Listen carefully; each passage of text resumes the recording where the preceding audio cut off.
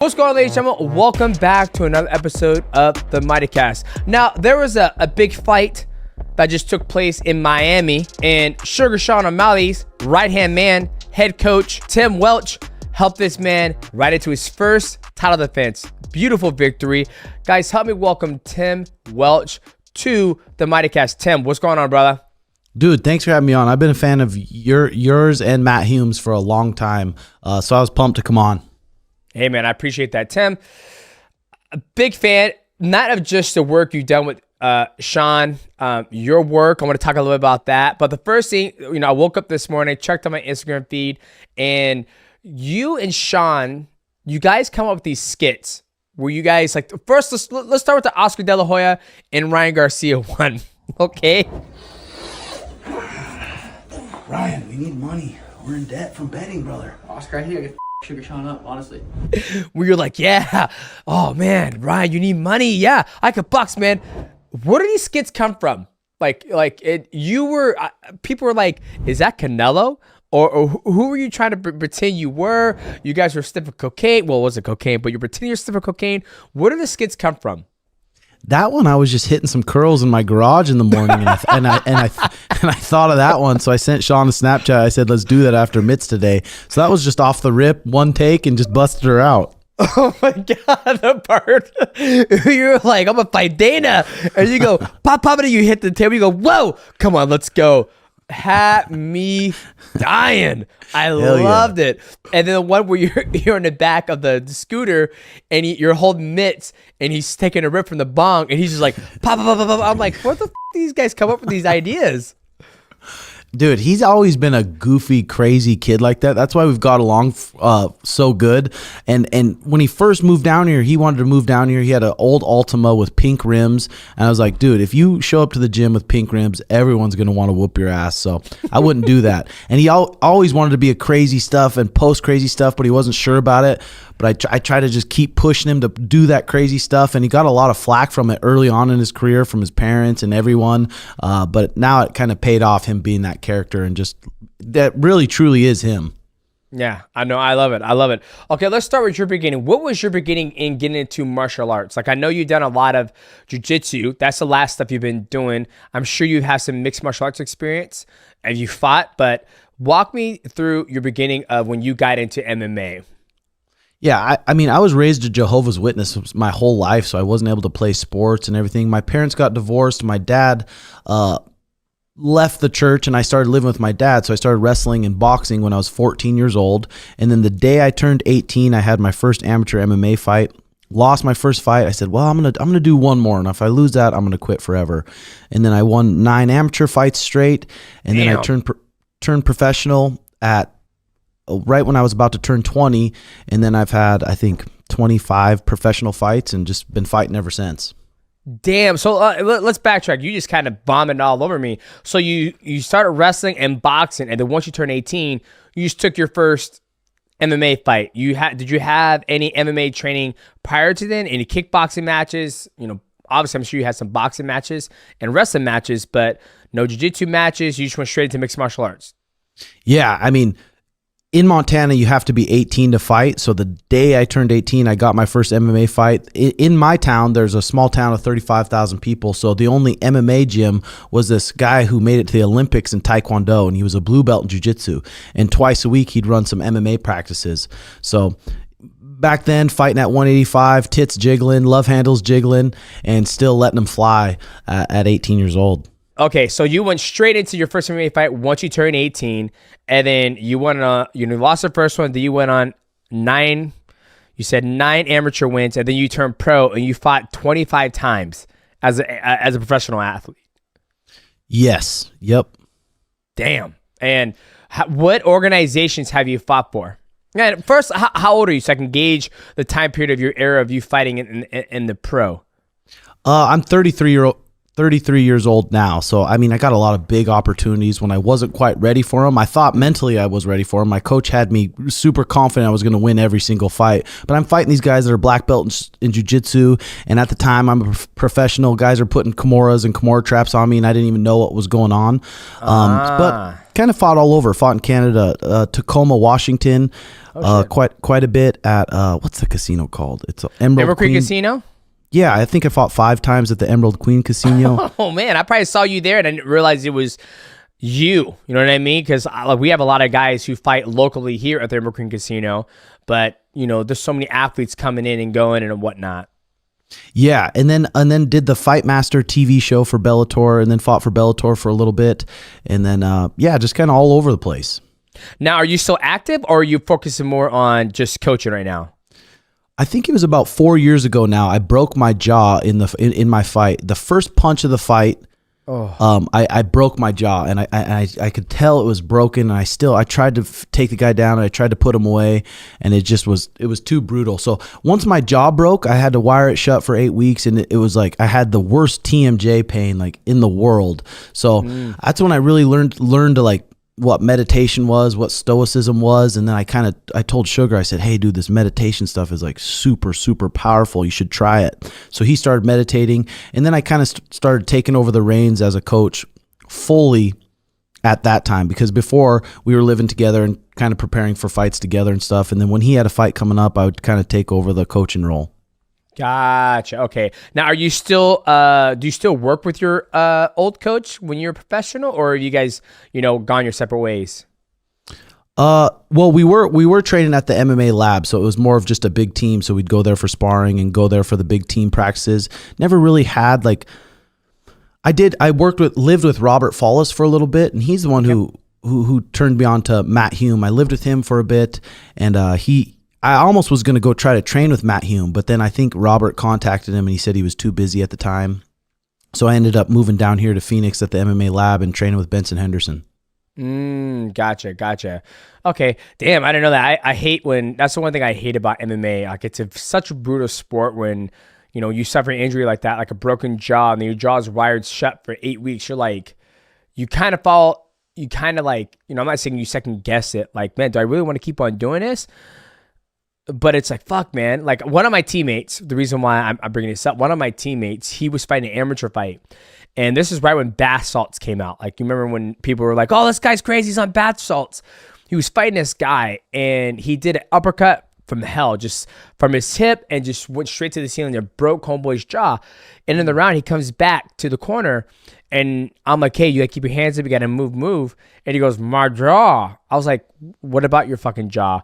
He opened his mouth, and his bottom jaw, the whole palate was collapsed. And it was just a pile of blood in his mouth. And my teammate who was cornering him too, he goes, you fucking see that? I was like, yeah. He goes, you're done, dude. Like, we're calling it. Since he broke his jaw, he had his jaw wire shut. He stopped doing mixed martial arts. He was an amateur, and so he had no medical. Luckily, he had medical, but he didn't make any money on that. And ever since he broke that jaw, that's when I took a step away from cornering amateur athletes in mixed martial arts, because I was like, it's a dead end. It's like it's a dead end, right? You make it the UFC, you make 3-3, 4-4, and it's like, unless you're like the anomaly and you're gonna become a champion and make really, really good money. I just had to separate myself from the sport after that jaw was broken. So when you said that, it kind of brought me back to that PTSD, seeing homeboy's mouth broke and open that mouth, look like the fucking the Red Sea in his mouth. So, dude, I mean, for me too, I was in Montana, and it was after the Ultimate Fighter. So I lost my Ultimate Fighter fight. I tore my bicep pretty bad, and Dana said, win 3 more. He said, win 2 more, and I won 2 more, and he still wasn't bringing me in. So I'm like, I'm just going to beat up this Canadian real quick. And he cracked me with that shot. And then the promotion wasn't really paying for my bills. So now I'm getting all these bills. I'm sitting there broke with my jaw broke. Just dedicated my whole life to this. Just got done with two bicep surgeries a year prior, and then a year prior to that. So I'm like, you know what? I love being in practice. I love helping out the guys. I love doing it. I never really made a decision like I'm retiring, because I had another fight booked in LFA after that, and the guy pulled out the week of, and then I'm like, well, I'm just not going to worry about booking a fight right now. Gotcha. And you're still young, you're healthy, and you got a great team around you. So if you ever decide you want to get 1 more in or 2 more in, you can still do that, right? I mean, and you're competing right now. You're not competing right now, but the last thing, you've been doing some jiu-jitsu stuff too, right? Like, have you competed at ADCC before, or ADCC Open? Yeah, I did the West Coast trials 2 years ago, and after that jaw started healing up, I started training with Tiquinho Mendez a lot, and I started going to his competition trainings in the gi, where there was all black belts, and I'm a purple belt at the time, and they would do 5, 6, 10-minute rounds with these huge black belts, and I would just get fucking throttled the whole practice every single time I go in there. But I kept going in there, kept trying to catch up to them, and slowly I was starting to catch up to them. And when you train with real Brazilians, competition Brazilians, it's so different than just the average hobbyist gi jiu-jitsu gym. Like, these guys are passionate about this. They'll sit there all practice, talk about different advantages, different sequences, different things. 10-minute rounds as hard as you can. So I really found a love for jiu-jitsu. So I was trained with Tiquinho for about 8 years, and got my black belt under him, and I just really love the sport of jiu-jitsu a lot, in the gi and the no gi. Do you think you're gonna compete any time soon in the gi? Yeah, as soon as this Achilles, I blew my Achilles 13 weeks ago playing basketball. Blew it completely off my ankle. Dude, I don't know what it is about my ligaments. I think it's maybe my parents. My parents grew up on a carnival, and so I got carny genes. So I think that's my ligaments blow all the time. Gotcha. See, it's always funny. Everybody's ligaments blow. Like, we have a teammate who blew his his Achilles tendon playing football, and he was like, he's a black belt Brazilian Jiu-Jitsu. He goes, I get in leg locks all the time, Achilles attacks all the time, and never rupture my Achilles. Once I go out there, and he's like 40 years old, 40, 41. He goes out there and plays one game of football, recreational, blows his Achilles tendon. He was like, wow, this is what 40 is, huh? All right, it is what it is. So go ahead. Because I was in good shape too, because I think it was about 2 weeks before No-Gi Worlds, and I was getting ready for No-Gi Worlds in great shape. But the boys challenged me to basketball, so I out on the concrete course, and we played for 45 minutes, hard ball. I was trying to break these guys, trying to make them tired. The last point of the game, I shoot a free throw, sprint forward to get the rebound, and it sounded like someone just smoked my heel with a rock. And I looked around, and Sean's like, "That was your Achilles, dude." And then I sat down, and I squeezed my Achilles, and it was just mush, and I was like, "Oh my God." Oh, fuck. Now, how's been the recovery for that? Like, did you do any stem cells? It hasn't peptides? Yeah, surprisingly, it hasn't been too bad. After the surgery is when the most pain kind of came in. But we went to Ways to Well. Joe Rogan hooked us up with a Brigham guy in Texas, and we've been doing all the different peptides. We did the stem cells, and we're going to go back for the stem cells here again in a couple weeks. So it feels really strong. Actually, this week I got back to rolling with my students a bit, so it feels good. Good, man. Yeah, that's always the hardest thing with what we do.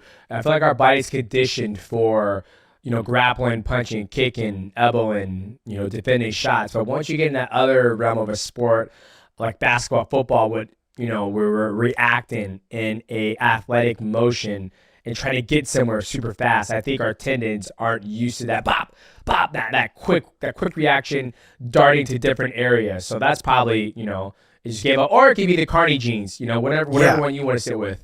Or the pickleball shoes I was wearing. I recently got some pickleball shoes. That's gonna work. Fucking pickleball shoes.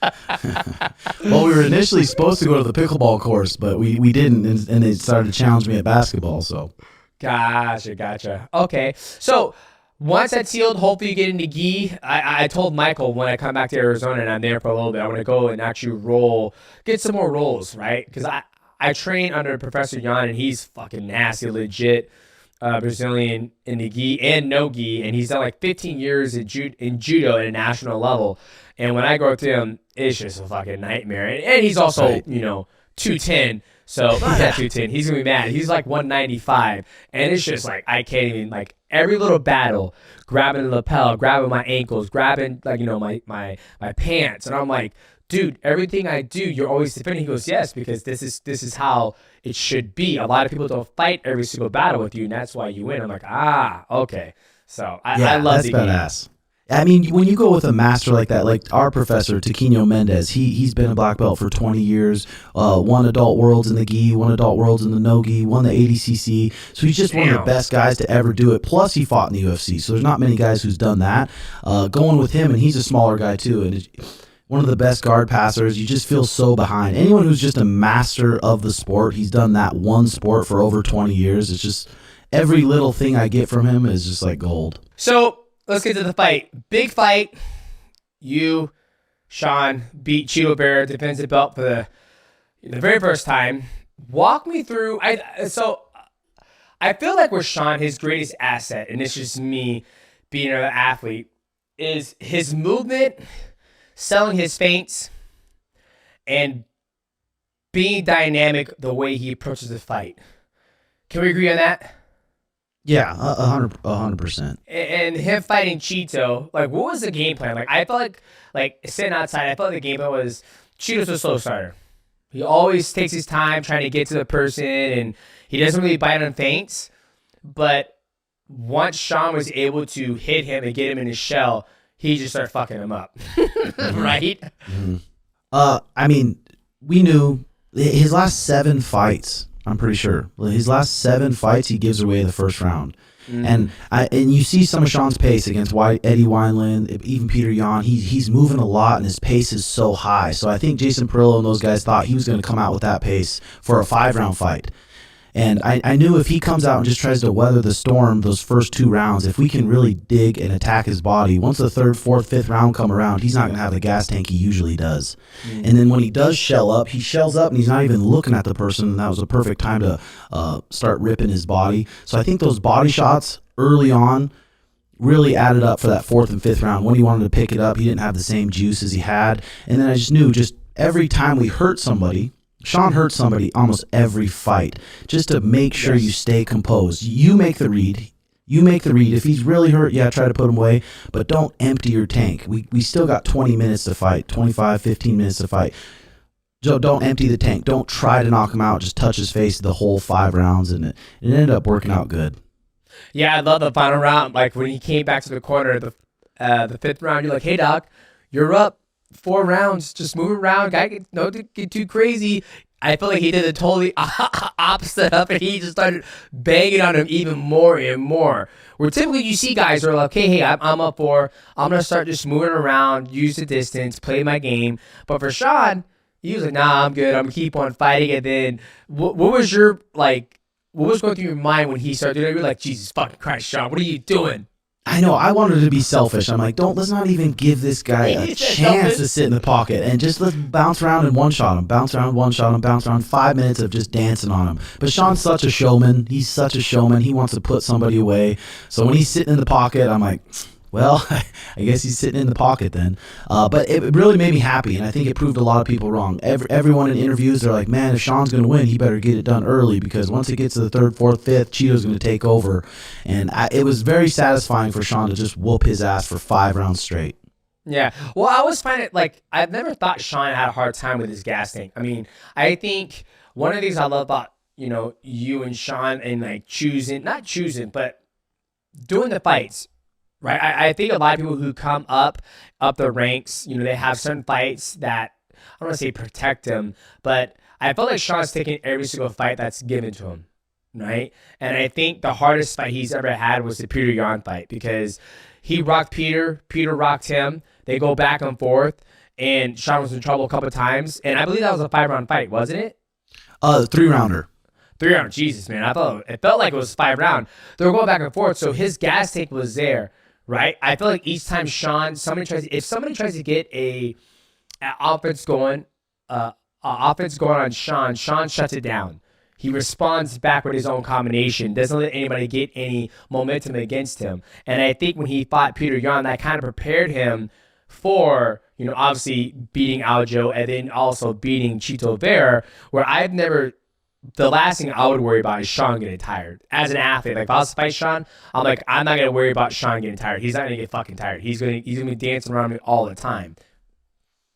Yeah, and I mean, it's crazy how in your career your conditioning. I mean, obviously the efficiency with your technique improves, but how much your cardio just slowly improves, because it probably was 3-4 years ago. Sean's like, dude, 5 rounds sounds like a fucking nightmare. Like, I was so scared of 5 rounds. I'm like, bro, trust me, the pace changes in 5 rounds. It really does. And if they come out with that hot, crazy pace, then they're not going to make it. But that's the problem that Merab poses. He can go 5 rounds, pedal to the metal the whole time, which is scary. He's got really good cardio, I call it. Yeah, I was laughing because when I was doing 5 rounds and then I went back down to 3 rounds, I'm like fighting for 15 minutes. I'm like, wow, pad sessions are less. My conditioning is less. Everything is less. When you go 6 years as a champion, it's like, all right, we're fighting 3 times this year, so that's 25 minutes. It's gonna be a long day. Then when I went back down to, after I lost to Cejudo, I went to one championship, and it was 3-round fights, and I'm like, oh my god, this is fucking easy. This is 15 minutes of cake. It's literally, and I agree with you, the pace does change. Will they go from 25 minutes? I got 25 minutes to get the job done.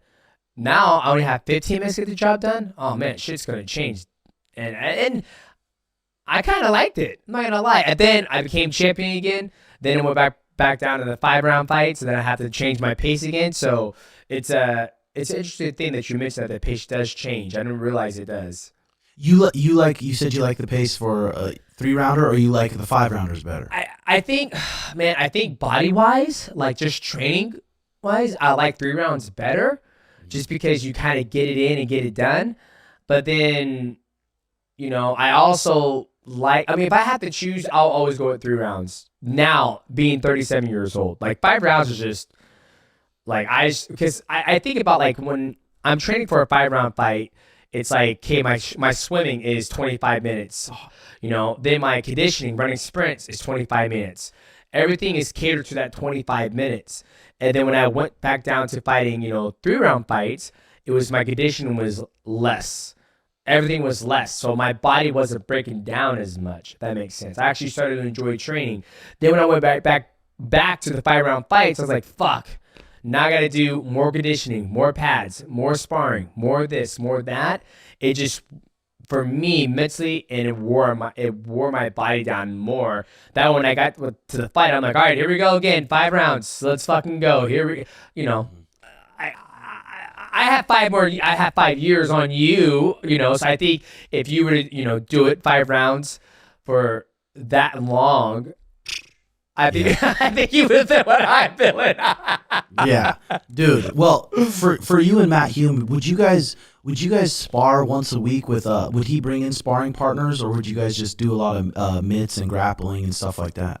And we never brought any sparring partners in my whole entire camp until we merged 2 of our teams together. So a sister school. So we have a sister school called Charters Combat Club, and they have some very, very good fighters. Bilal, he's upcoming. They have Tyson. They have Chris. I call him Porn Star because he has Porn Star handlebar mustache. We started merging our teammates together because after COVID-19, a lot of our guys kind of went their own way because the gym had to shut down. And then once we opened back up, we started bringing those guys in, and we would spar twice a week. Tuesdays would be Muay Thai sparring, just stand-up only. And then Friday night would be mixed martial arts sparring. And that was the only time we sparred. But when I would fight certain people, we would never go out like, oh, man, you're about to fight John Dotson. Let's go out and find like five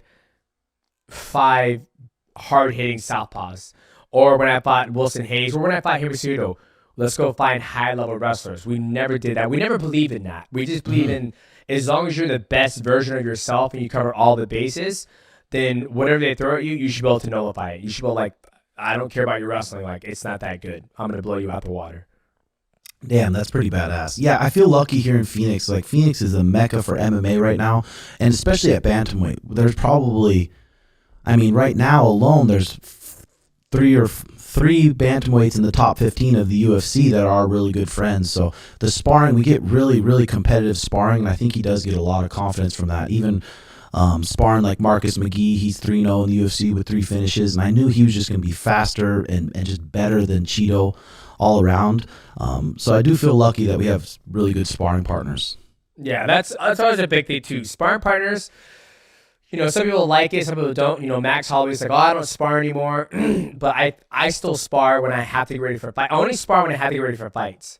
If I'm not getting ready for a fight, I'm not sparring. Ain't nobody touching my head. I'm not taking any shots to the head whatsoever. But when it's time to get ready for fights, and that's when, okay, now I got to start going through this process of getting hit in the head or whatnot. And you can see it. You can see it with Sean that his eyes are good.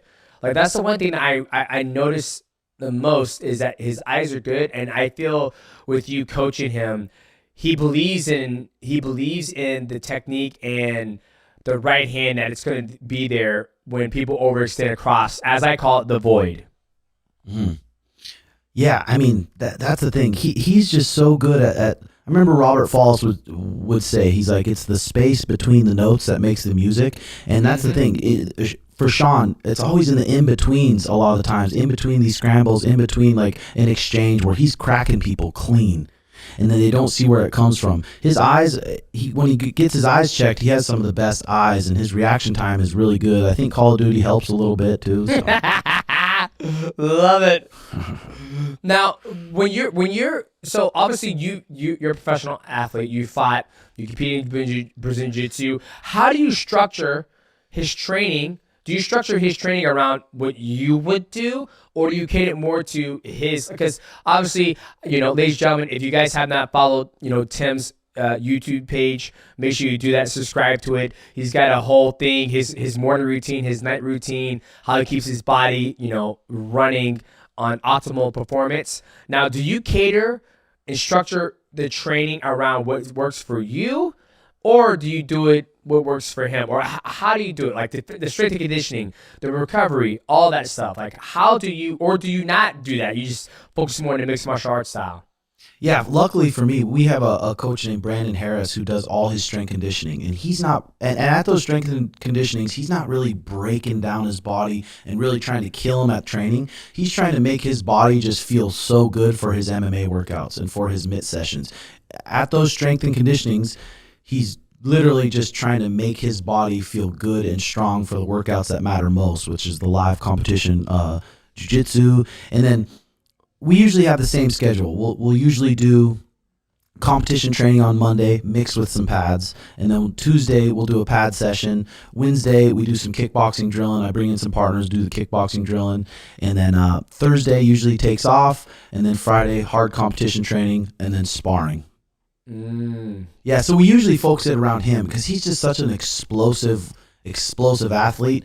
And I took things from Team Quest and took things from Robert Falls, took things from the MMA lab, these gyms that we've been around, and took the things that we really like and then gave them to Sean. But for him, it's really try not to beat him down too much. He's such an explosive, fast athlete that we just make sure that when we get to the fight that he's not just a shell of himself because we've worked so hard. Our main focus is get him to that fight healthy with his heart and his legs in shape.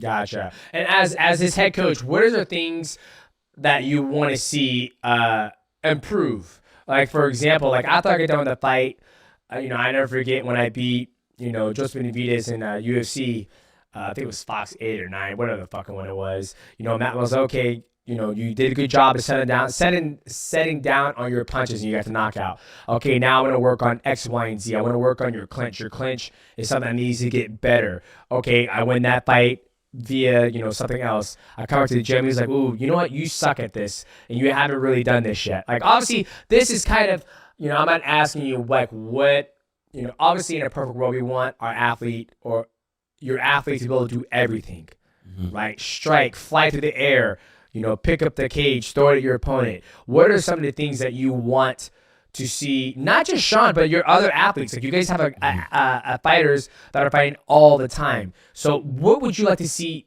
encompass your athletes get better at? I mean, obviously, for my other athletes, it's just all this, just the simple stuff. But for Sean, he's not even close to how good he could be at jiu-jitsu, and he's good at jiu-jitsu. He's got a brown belt in jiu-jitsu. He's got very dangerous front headlocks. He's very flexible. His guard is very dangerous, but it's not as dangerous as it could be. And we have Taquinho there to help us, and we're never, ever going to pass him up in knowledge. So developing his bottom game to where people, and thankfully people haven't even seen it yet, so they don't even know what submissions he's very confident in and he's very dangerous in. But still, we have great wrestlers, guys like Bryce Meredith, who's a three-time Division I finalist. We have some great wrestlers, so his wrestling can improve, his jiu-jitsu can improve, and he's not even close to as good as he could be. And still, his body's still developing. He's still putting on strength. He's still getting more durable. And his confidence is really high, especially after going 5 rounds like that, being able to push the pace. His confidence has even got higher, but still, he still has so much he really can improve on, and he knows that too, which is good. And he knows also too. It's like the time outside of the fight camp. That's the time to actually prove your skills and add more tools to the toolbox. Fight camps to get in shape. So he knows that too. He's been pretty smart about that. He knows how good he can get on the ground. Gotcha. So here's a question I have for you. I feel like this is the first time I actually talked to a different coach of a world champion. Right? You're the first person I got to talk to. So one of the things that Matt would do to me is after I would get done winning a fight, he would beat the living shit out of me. Not literally, but we would go in the gym and we would spar. And then I'm like the first time he did it to me, I'm like, okay, all right, maybe I did something wrong. I don't know. All right. And then I win another world title fight, my second one. Come back in the gym, Matt's all right, it's time to spar. And he would just be pop, pop, pop, just tearing me up. And then he did it again. And then I was like, okay.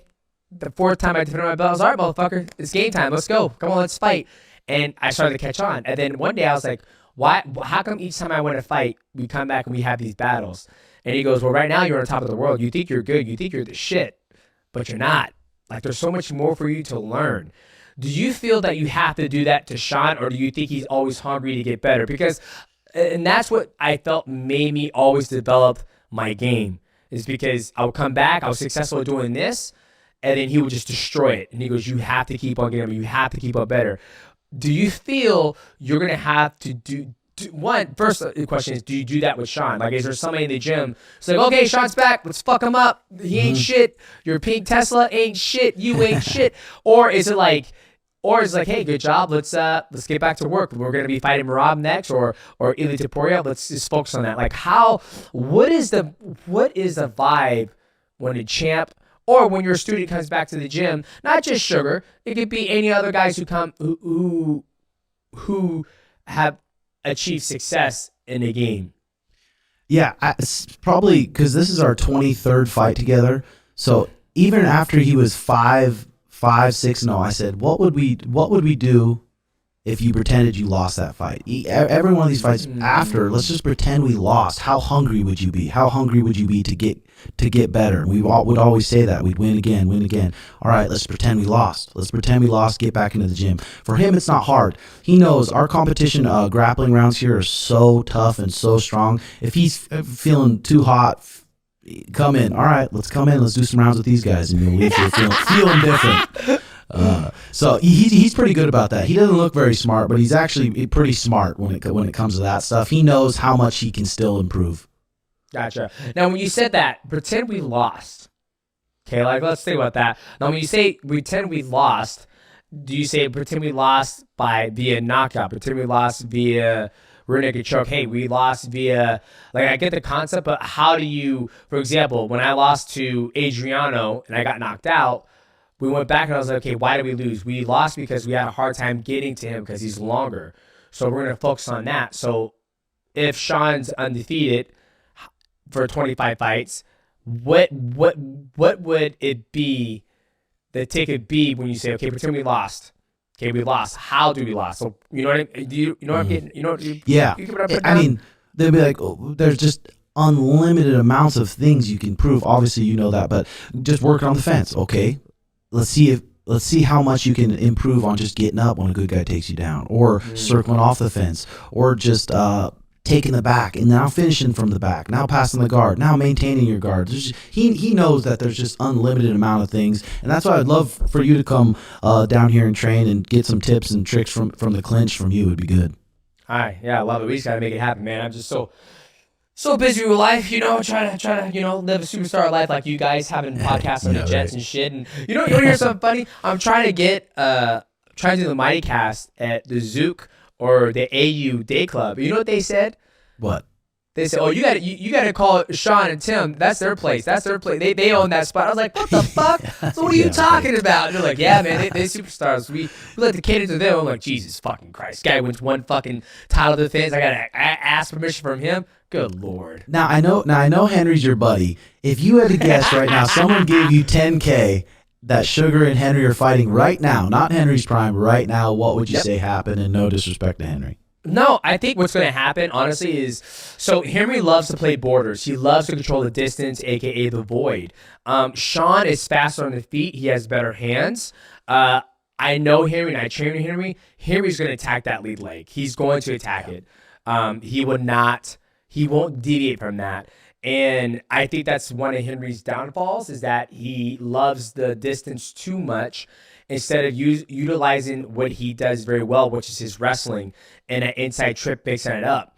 Mm-hmm. And if Henry can get to Sean and take out Sean's lead leg, then I think Sean's going to have trouble. And I think it's the same thing when he fights Merab. But if Sean can go lateral, use his feints, sell it, use a teep kick, lands the right shot, then I think Sean would beat Henry Cejudo. Because that's like, I always look at it like, what does Sean do very well? Granted, we have not seen him off his back. That's the question mark about Sean, is like, what's off his back? Mm-hmm. What happens when you take Sean down? You know, is he going to have a very dangerous guard? He's going to do butterfly guard and start to elevate you, tip you to one side, get back to his feet, wrestle up. That's the question mark. We will never see that until somebody just stays on Sean, right? Mm-hmm. So if I had to put $10,000 on it, I would pick Sean to beat Henry Cejudo, because I know Sean's going to be longer. I mean, Sean's like 6'2", Henry's 5'2". So, I mean, there's a huge discrepancy there of the range advantage. Mm-hmm. But that's my personal opinion, and that's like me cutting, making pancakes. There's two sides to a pancake, Tim, no matter how flat it is. Yes.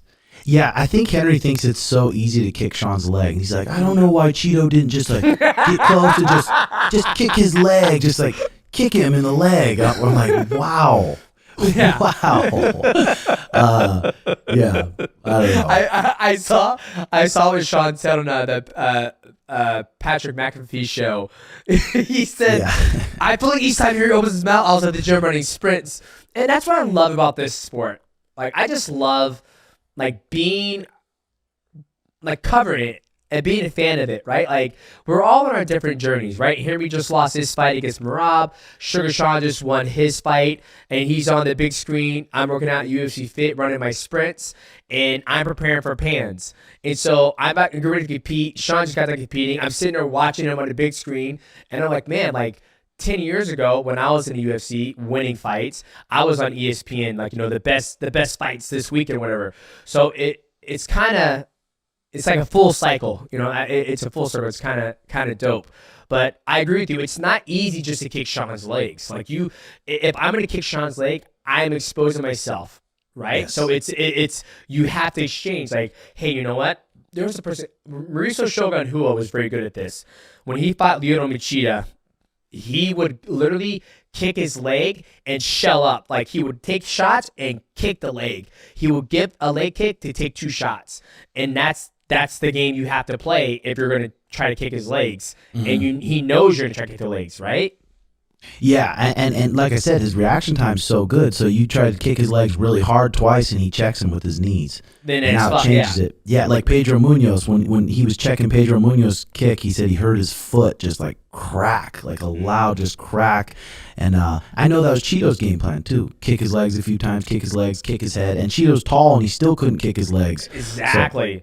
And then that's the thing. Like, for me, I fought taller guys my whole entire career. I mean, when I was in the UFC 135, Donna Cruz, Miguel Torres, I was going to fight Hannah Barrera, but he got injured, and I ended up fighting Miguel Torres. And then I went to 125. Then that's when things started to change. John Dodson, Joseph Benavidez, Chris Carriazo, Kyoji Horiguchi. People started to get my height. Then I fought Tim Elliott. I'm like, God, another long guy. I always have a hard time with the longer guys. Then went up to 1, Yuya Wakamatsu, Tatsumi Wada, Adriano Moraes was probably the one where it's like, I finally figured out how to fight taller guys, because he had very good footwork. He would go lateral. He would make me miss. And I'm like, how the hell am I having a hard time hitting this fucking guy? Then when I got knocked out, Matt was like, it's because you're doing this. You're so scared to cross a distance. You're so scared of that void. You're so scared of that distance between you two. Just walk in that motherfucker. He's either going to come forward or he's going to run away.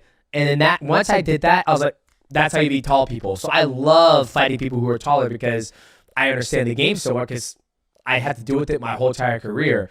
But there's a lot of people who don't understand it, and I think Henry hasn't understand it. I think Merab might understand it. We'll find out when Sugar and Merab fight, which I'm super excited about that fight, because I think Merab he has that endless gas tank. Like, that's his greatest asset, and him not being scared to engage, because Merab's gonna get pieced up.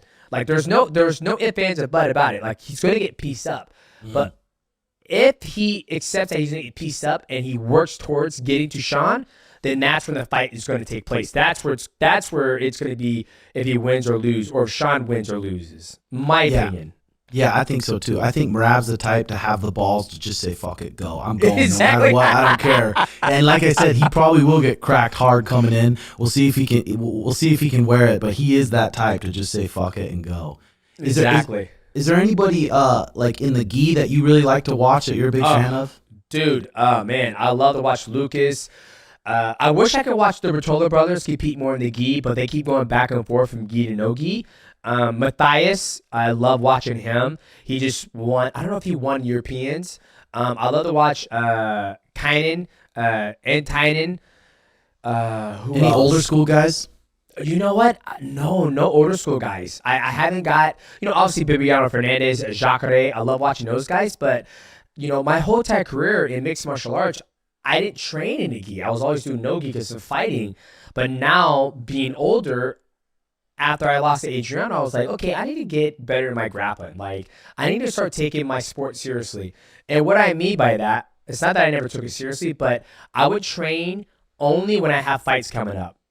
At a point in my career, and I wouldn't have time to work on my craft. And to give you more context, my gym is about an hour and a half away from my house right now, and so all my kids, my wife, we all live down south. So when I would get ready for my fights, I would drive up there. But when I get done with my fights, I would take like maybe 6 to 7 weeks off, and then I'll start my next camp. So then I found my Professor Jan grapple club, and then I started training like almost every single day in my gi, and I fell in love with it. I'm like, oh my God, I can't use my athletic ability. I can't use my speed. It's an even playing field. And then I started like, okay, I got introduced to squid and worm guard. I'm like, how do I beat this guard? And he goes, I'll teach you. It just made me fall in love with it. So that's when I started watching more grappling and the gi, and I just fell in love with it. So as for the older guys, I never watched the older guys. Like I've seen Buchecha, what's the gentleman's name? Leandro. I've seen those guys, but it's just, I just fucking love watching gi. It's like everyone's like, oh man, what do you think of no gi? Ankle locks, ankle locks, ankle locks, toe hold, heel hooks. I'm like, you're tearing somebody, and for me, heel hooks, like you tear it, it's like, great, that guy can't walk for 9 months. He's got to go to work. So I just fell in love with the gi because it's like, there's so many different things you have to do in order to beat the person. Yeah, especially at black belt and brown belt too, just when you have advantages added to it and 10-minute matches. There's just so much to it. It's such an intellectual sport. I love it too. I really do. Yeah, I can't. Like, I'm doing pans, and then I want to do, there's a toss-up. It's like, there's a part of me that's like, man, I want to try to compete as an adult, which is 18 to 30 years old, and it's 10-minute rounds, but you got to get fucking points to go, that's a black belt. You got to get points, but I'm like, fuck, man, do I want to, and I want to train like 3 days a week in a gi. Like, I train Tuesdays and Thursdays and Fridays, that's it. And so these guys are like 5-6 days a week competition team. So it's a new passion for me where I can still stay strong and work on. I feel like it's one of my weakest part of my games is jiu-jitsu off my back. But it's very hard to do that in an MMA fight when you only have 5 minutes and the fight starts in the feet. Yeah, especially, I mean, your body stature too, compared to long, lanky legs that can do omoplatas and walk their guard up really high and stuff. But Masters 1 in the black belt, that's not no easy task either, or Masters 2. Any of the Masters at black belt are very, very tough. Exactly. That's my goal. Is like I want to get my black belt, and then be able to compete at Masters 2, at Worlds, just to get that that experience, and I want to go to the Euros. I want to go to the Europeans. Like that's like my journey right now. Is that I want to try to go compete at all the major titles. So I won Worlds as a brown belt. I hope I can win Pans. Then I'm gonna do Worlds again, and then I even thought about doing no-gi, but I got to start. I heard in no-gi Masters there's no heel hooks. Yep. So I gotta, work on my leg lock game. I know it, but if you don't spend much time in it, it's like a language. Yeah, I know how to speak Portuguese, but I don't use it, so I'm gonna lose it. I gotta spend more time with the ankle locks and the heel hooks and the toe holds and the knee bars, etc. Heck yeah, dude. That's freaking awesome. Yeah, I'm gonna come fuck with you, Tim. I'm gonna come get some of that work, baby. I need more eyes. Like that's the thing that, when I'm going to Pans, I'm going to spend time with Jacare, Bibiano, and hopefully get some rounds in with Lucas, just to get that black belt feel of grappling. And then it just helps so much because when I was getting ready for Worlds last year, I was at America Top Team in Vegas with Professor Alex, and they had so many black belts there, man. And I was like, oh my God, this is heaven. And that's one of the things I never got to do was, in my MMA career, I never got to train with other high-level athletes. Like, my sparring partner was a financial advisor, James. He's a wushu master. He's pro now. And then all the guys I also trained with were all fucking working at Microsoft and tech and Google and Amazon. So when I went to go train with Henry, it was like the first time I was like, okay, like, let's see what the difference is of training, right? And it kind of opened my eyes. That's pretty badass, though. That's freaking sweet. Yeah, we're all nerds up here. Yeah, for sure. Okay. So what's your routines like back home? Do you have a set schedule? You're doing YouTube every day, whether it's gaming or a YouTube video, right? Yeah. So my schedule is Mondays and Thursdays. Monday, Wednesday is strength and conditioning, and then Tuesday, Thursday, and Friday is grappling. So right now we just got done with squid and worm guard and how to untangle the lasso and the leg and all that stuff. And then Friday is hard sparring. So I'll do maybe 10 rounds of jiu-jitsu and gi, working on my judo, working on my just hard rounds. And then Saturday I teach kids no-gi. And then Saturday or Sunday I do my sauna and my ice barrel, my therapy to get my body back, and then Monday start back up again. That's like competition. That's like when I'm getting ready to like compete. When I'm not ready to compete, I'll just, I'll go and play and chill and relax and just try to, learn. But then YouTube's every day because we're always trying to create content, game, whatever it may be. And does your wife usually do the cooking, or are you a cook too? Oh no, my wife's a cook. She's amazing. So since after my fight with Adriano, I felt empty. I felt like I wasn't satisfied, or I was satisfied of what's going on in my career. Like, it's like, all right, I won. I have my son to my right, my other son to my left. I'm walking with those guys from the press conference. I'm like, okay, I want to do something else. I want to try something else. And then, my weight is 135 because that's hydrated. So I was like, you know what? I want to go compete in the gi. And I'm not going to compete in the gi at 141 because, as you know, you have to weigh in and then you'll compete. And I walk around like 142, so I'd have to walk around like maybe 138, right? And so I was like, you know what? I'm going to bulk up. I'm going to put some weight on, and I'm going to go compete at 154. So once I decided to do that, my wife, I was like, hey, I talked to this dietitian. I talked to this bodybuilder. He was like, dude, you need to eat like at least every meal. Corn dogs a day. Yeah, exactly. Every meal. Yeah, he was like, you need to at least have like 7 ounces of protein every single meal. Every meal. So literally the only meal that I don't have that much protein ounces of protein is probably my breakfast. But before I jumped on here, I had a cup of rice and I had 7 ounces of protein, and then I had avocado. So now I wake up weighing like 150 pounds, and it's just been, so my wife does all the cooking. She does all the cooking, and she's amazing, and it's been working out great. Like now, people are like, man, would you ever fight at 135? I was like, dude, no, I am not. I love to eat. I am not losing the muscle I've gained, because it's fucking hard. Like, to build muscle consistently and keep it on and not do the fat stage. Like, everybody says, oh, you can just lose your abs. So like, I'm not losing my abs in this process. Like, I want to keep my abs. And my dietitian was like, okay, then you need to eat clean, and you need to eat often. And I did that, and now it's like, yeah, if I don't eat, I get pissed off. So Do you do caffeine or?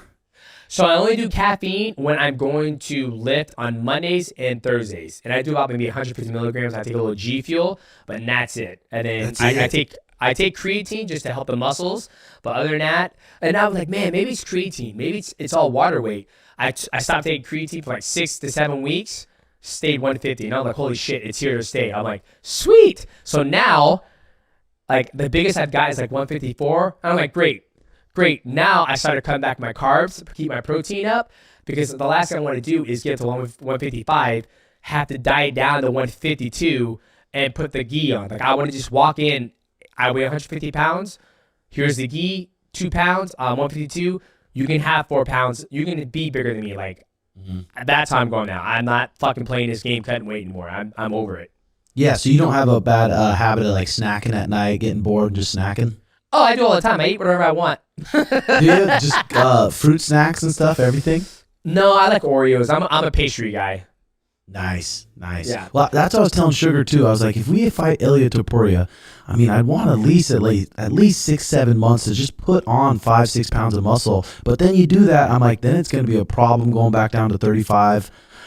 He's like, I don't think I need to put on that much weight. I'm like, God, for a mega fight like that, I feel like it'd be smart if we did. Man, I think it's the same thing. I mean, obviously Sean being taller than Ilia Topuria, it's going to be that game of cat and mouse. Like, how does Ilia Topuria get to Sean, right? Because Sean can get to anybody because he has the range advantage, in my opinion. Mm-hmm. So it's going to be people getting to Sean, crossing the void, because once they get to Sean, then that's where Sean has to either he's going to be forced to either clinch, wrestle, or he's going to be forced to get out, create that space so he can start pot shotting people, right? So I think with Ilia Topuria, when he fought Jay Herbert, it was the same thing. Jay Herbert was dropping him, head kick. And then once Ilia Topuria got to fucking Jay Herbert, they exchanged, body shot, right hand landed, got him. Same thing with Alex Volkanovski. Alex Volkanovski was running from him. Once Ilia Topuria got to him, touched him, put him to sleep. So that's one of the things I love about what you had done with Sean is that you've always worked with him where Sean doesn't have to rely on his lateral movement. He can also go forward and bite down the mouthpiece and fight, where a lot of guys who like that style, like Michael Villain Page, they need the void, they need the space. They hit you, they run away. They don't like, fuck it, I'm hitting you. I'm not going to keep running away. So that's where I feel like the conundrum of fighting Sean is going to be him put on the weight. What does Sean walk around at? When he's heavier, 50, 57, 58-ish. Yeah, 45. I don't know. I feel Sean is so long and he doesn't need to put the weight on. I feel he will be faster, definitely, if he's smaller. Oh, fuck. Oh, yeah, and he'll be faster, and he'll also be better condition. His body won't be broken down, because obviously if he's walking around 157, he cuts down to 135, so he is losing a little bit of muscle. He cuts down to 145 just for one fight. He's going to be faster. He's going to have more muscle. He's going to have better cardio. He's going to be depleted, when he jumps on the scale. So, I don't know. Maybe Sean's right. Maybe he don't need to put on that much weight. What do you think, Tim? Yeah, when you put it that way, I think you're right. I'm not the coach. I don't know what the fuck I'm talking about. I just that's how I see it. You're just an MMA legend. Yeah, that's fine. Yeah. Well, it's always funny when I look at John Jones and he put all that fucking weight on to go to heavyweight. I was like, you just got fat. Like, could you imagine John Jones 225 just shredded, fucking built? Like, you don't need to be 265. You don't need to do all that. But hey, it is what it is. Sean, I love what you've done. And man, this is the opportunity for you to let the people know where they can find you, follow you, check out what you got coming up. Because you've been killing on the YouTube as well, my friend. Tell people where they can find you. Just at Tim Welch MT on Instagram, Snapchat, and YouTube right now. I love it. And anything, so once your Achilles tendon is done being healed, you're getting back in there, you're going to start competing in the jiu-jitsu? Yeah, I mean, right now I'm like, it just pisses me off not being able to train with my students. So just getting back to train with my students is gonna feel good, but it's hard to come in here and train really hard, and then after I'm like, all right, I gotta find some sort of tournament to sign up for and put the skills to the test. But right now we got a big opportunity. We want to make Sean number 1 pound for pound. He's number 6 pound for pound right now, and we got a big opportunity for him. So I do definitely want to make a lot of my focus to make him the best fighter ever. And what do you want next? Do you want him to go up to fight Ilia Topuria next, or do you want him to stay down and defend the belt and fight against Merab? God, both the fights are just so scary. Like, fight Ilia, you make a mistake with Ilia, you're going to lay there flat on your back unconscious. Merab, it's like he's 5 rounds. He's going to come in there, and he's not going to be afraid to try to cover the distance and shoot, like we said. I think they're both just such huge problems, but I think Merab deserves it. He's won 10 fights in a row. Jesus. Yeah, 10 fights in a row in the UFC. So just getting ready for a problem like that will be fun. And if we can knock him flat and turn his nose sideways, that'll feel good. I love to hear that. A lot of people always try to shy away from the number 1 contender. They're always searching for the money fight. But I feel what you and Sean got going on right now, building the brand, building the skits, like that shit, like one day, I'm not gonna lie to you, when you guys did that skit, I literally woke up and just watched it. That was the first thing I watched. Got a big smile on my face, got up, and I was like, God is good, life is good. Gotta brush my motherfucking teeth. And you're like, oh, I can fight Dana. Oh, whoa. All right, let's do this. Come on. I fucking love it, man. Hell yeah. Man, Tim, thank you so much, man. I appreciate you taking the time to come on the MIGHTYcast. Ladies and gentlemen, please go give Tim a follow, subscribe, do everything. He's got Snapchat as well. Go to the Snapchat. And ladies and gentlemen, if you like this podcast, make sure you like, subscribe, and also leave a comment. Let us know what you guys thought about, who Sean and Tim should be getting ready for next. Is it Merab, Ilia Topuria? Should he put on weight? What should he do? As always, I'm your host, Mr. Johnson. The producer, he's in Thailand looking for ladyboys. And we will see you guys soon. We out. Cheer. Well, damn. See you, Demetrious. Thank you, brother. So, all right. We just had Tim Welch on. Man, what an amazing story. Started off with his family, they get divorced, and then him, boxing and wrestling at 14 years old. Then right when he turned 18, he takes his first amateur fight in mixed martial arts. It's kind of crazy to think that in some states, even when I talked to Robert Whitaker, he said that he, MMA was outlawed in Australia in a cage. For Tim Welch to take his first amateur fight in MMA at 18 years old, and then go on, lost his first one, and go on a 9-fight win streak, and then turn pro and have 25 professional fights, ranging from Canada to Tacoma, Washington, fighting for the Ultimate Fighter, all that stuff, and be able to have the ambition and the drive to be able to train one of the best bantamweights in the world, Sugar Sean O'Malley, is absolutely incredible. Tim has a very good IQ when it comes to training his athletes. It seems like, obviously, from him training and fighting and the boxing background, so he has the footwork. And the biggest thing that I always appreciate about Tim is his humbleness. He's very kind, and the skits are fucking hilarious. Like that one with Dana White and Oscar and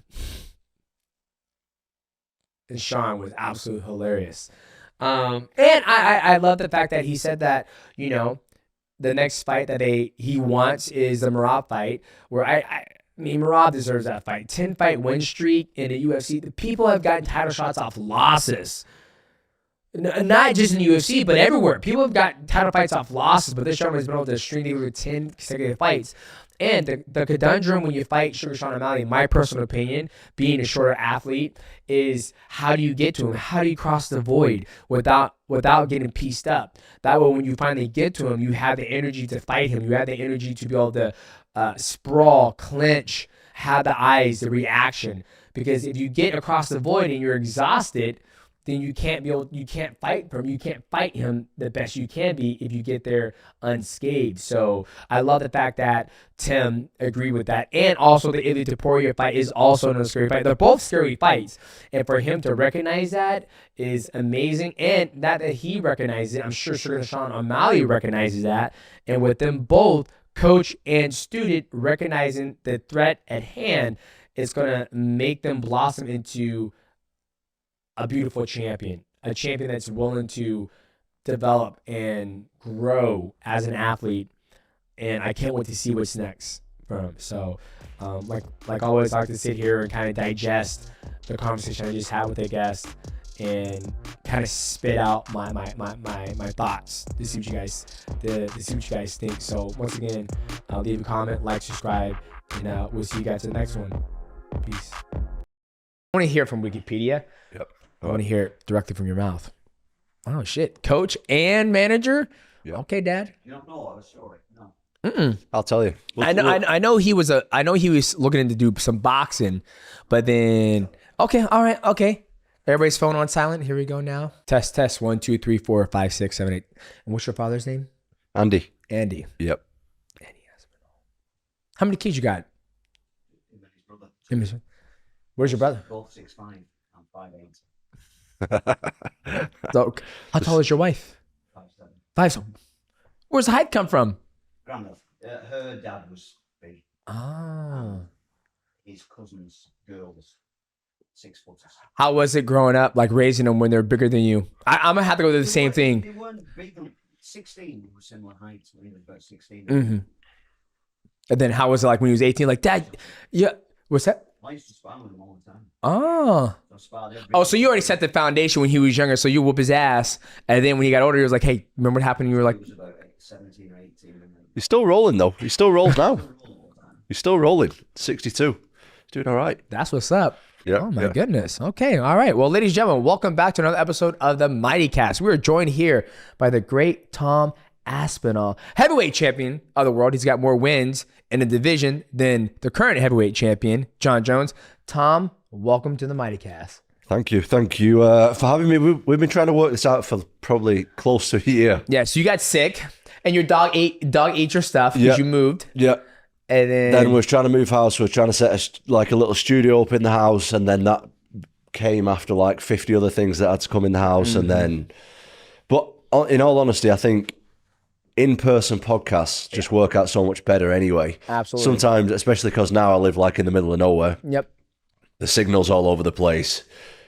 It cuts in and out. There's a little delay. It's just way better doing it in person, in my opinion. Yeah, absolutely. Well, I didn't know how often this is my first time in Europe, right? So, Oh, really? yeah, it's my first wow. time, right? Like we talked over WhatsApp that my dad, he grew up here in Kent, and I have uncles who live here, and so my dad was like, "Hey, let's go visit. Let's go to the UK." And I was like, "Let's do it." And sure enough, I booked a seminar in Keighley, and next thing you know, my wife's like, "Okay, we'll get the seminar. We'll make it happen." And we looked at the Airbnb where we're staying in Heathrow. She goes, "Babe, that's like fucking 5 hours." Yeah, it's miles away. It's the other side of the country. Yeah, I was like miles away, and I'm like 5 hours away, and I was like, "We're gonna make it work." And so we're here now in Keighley, and I was like, let me shoot out to Tom to make sure, see if we can make this happen. And I'm truly grateful for your time, because I know you're like, dude, you might be at fight camp, you might be traveling, you might be doing something. So I'm glad it all worked out, and it was meant to happen. It was meant to happen. And this place, Keighley? Keighley, yeah. You spell it nothing like that, and I know. I didn't even really know this place existed, to be honest. So I'm people must be pretty shocked when they see you walking around this place. They are like, "What are you doing here?" The guy out the street when you showed up, he goes, "Are you Demetrious?" I was like, "Yeah, it's me." He goes, "No, it's not." And he goes, "Show me your Instagram." I was like, "Why do I have to show me your Instagram?" I was like, "Why do I have to show you my Instagram?" I was like, "Why don't you just believe me?" But I can understand. They say this place is Keighley is kind of impoverished. Like, there's not a lot of big things going on here. You have the Mac Gym, which is pretty amazing for athletes to come here, train, and do some mixed martial arts. So, but yeah, it is definitely in the middle of nowhere, as everybody who lives here says that. Yeah. I mean, we just drove basically through fields to get here. It was like, came off the motorway, we did like 20, 30 miles of fields. But it was a nice drive. It was cool. That's what's up. Okay, so you get your dad here, you got your producer here, and before we, started talking, tell me your story, right? When did you start in in martial arts or sports, right? Because I'm sitting here looking at your dad. He's 62. He looks like he still beat your ass, get the better of you. You know, when did it all start for you? So I had a little bit of a strange introduction to martial arts, I think, because martial arts has, I think a lot of people, especially these days, is like they watch the UFC, they watch MMA, and they're like, that is what I want to do. They get involved with it that way. Whereas for me, it was like, oh God, sorry. That's okay. Don't want to ruin that. My dad was involved in martial arts, and it was just kind of like around the family for as long as I can remember. So again, it was way different to what it's like these days. Now you can walk down the street, you can find an MMA gym, there'll be 20 kids on the mats. Whereas when I started, it was like, I would go with my dad to jiu-jitsu classes, wrestling classes, boxing gyms and stuff like that. And it was just me and like a bunch of adults, basically. So it wasn't like, I've been going to the gym since I was like 8 or 9 years old, but I only really started properly training like MMA from probably being about 14, 15 or something like that. But I've been involved in martial arts since I was 8, 9 years old, something like that. And so you were going because your dad, and did you do any other sports, or was it all just martial arts? Did you, like in high school, did you play football, basketball, swim? What did you, or was it just all martial arts? Pretty much. I've done bits of other stuff, obviously. I've done football, soccer, rugby, which is big here. But mate, I didn't really like team sports, to be honest. And what I really liked actually about martial arts is it was like I say, I was a kid when I started. Yeah. And like I used to go into the gym and people would treat me the same as anybody else. I think that's something that people who don't do martial arts don't really understand. That is like, you can be any age, race, gender, whatever your job is, everybody treats each other exactly the same. And that's something that I always liked, is like, I always went in the gym and I always felt like at home in the gym. I always felt that's a nice place that I wanted to be. Whereas if I used to go football or rugby or other sports, I didn't really feel that. So I always, and also when I was growing up, I was like, my friends were into the other sports and I really didn't have much else to do apart from sit at home and watch TV. And my dad was always going out. So it was just kind of like a way to spend time with my dad as well. So that's how I kind of got into it, really. Gotcha. And now, was it just straight into, because, you know, as we were talking to your father, was it in one discipline, or was it just full-blown mixed martial arts? Because like you said, you know, you're, what, 28, 27? Now? Yeah. I'm 32 now. You're 32 now, 32 now, right? So 32, so I'm, you know, a couple years older. I'm 6 years older than you. So at that time, like you said, you walk down the street, you're going to see mixed martial arts gym, and they're going to provide everything. It's going to be, oh, we have kickboxing, Muay Thai, and all that stuff. When you started, was it the same, or was it just one discipline in judo? Because your dad said he started with, you know, you said boxing, judo. Yeah. What was it specifically your dad got you into, or was it the whole full meal deal? No, it was way different back then. It was way, I think it's difficult for people to understand now, but it was way different. So my dad is one of the first UK BJJ black belts. So jiu-jitsu was obviously the thing that I was into the most. But at the time, there was like basically no kids doing jiu-jitsu. Yeah. Like no. Especially over here in the UK. Especially like around the Northwest, there was like, maybe in London it was a little bit different, but on like the outskirts of Manchester, it didn't exist. So I used to go with my dad, but I was like 10, 11, 12 years old trying to train with like fully grown men. Yeah. So it didn't really work out that well. I was in the gym, but it wasn't like real training. So I would go to any combat sport that had kids in the gym my age. Now sometimes that would be a boxing gym, they'd have more kids in that gym, so I'd go there and then that kind of die off, and then I would maybe have a couple of boxing fights, and then I would say, oh, look at this wrestling club, like there's loads of kids in this club, let's go there. So it would just be like that. I'd always sporadically be moving around the different aspects of MMA. And then by the time I got to like 15, 16, it was just like a natural progression of like, right, I've kind of competed in everything. I've done everything a little bit. And it was just like, oh, and then I realized like, oh, people are like doing this and getting paid for it. Like people are not working a regular job. People are doing this. And that's just what I wanted to do then. And when you were going around to these different gyms, because what I'm hearing is that you got but you got brought into it, and then you're exposed to each of these different disciplines of martial arts. Yeah. Where typically you go to, you know, a mixed martial arts gym today, you know, you're gonna have, you know, a boxing coach on the roof, this coach. You would go to that discipline, a boxing gym, and it's all boxers, and you immerse yourself into that sport, and then you go to a judo gym. When you were doing that, did you ever compete in that own discipline? I compete in every discipline. Oh, wow. Everything. I've done, I think the only thing I've not done is, I think I did actually. Judo is the one thing I don't think I've competed in. Wow. Everything else, jiu-jitsu with a gi, no gi, wrestling, boxing, Thai boxing, kickboxing.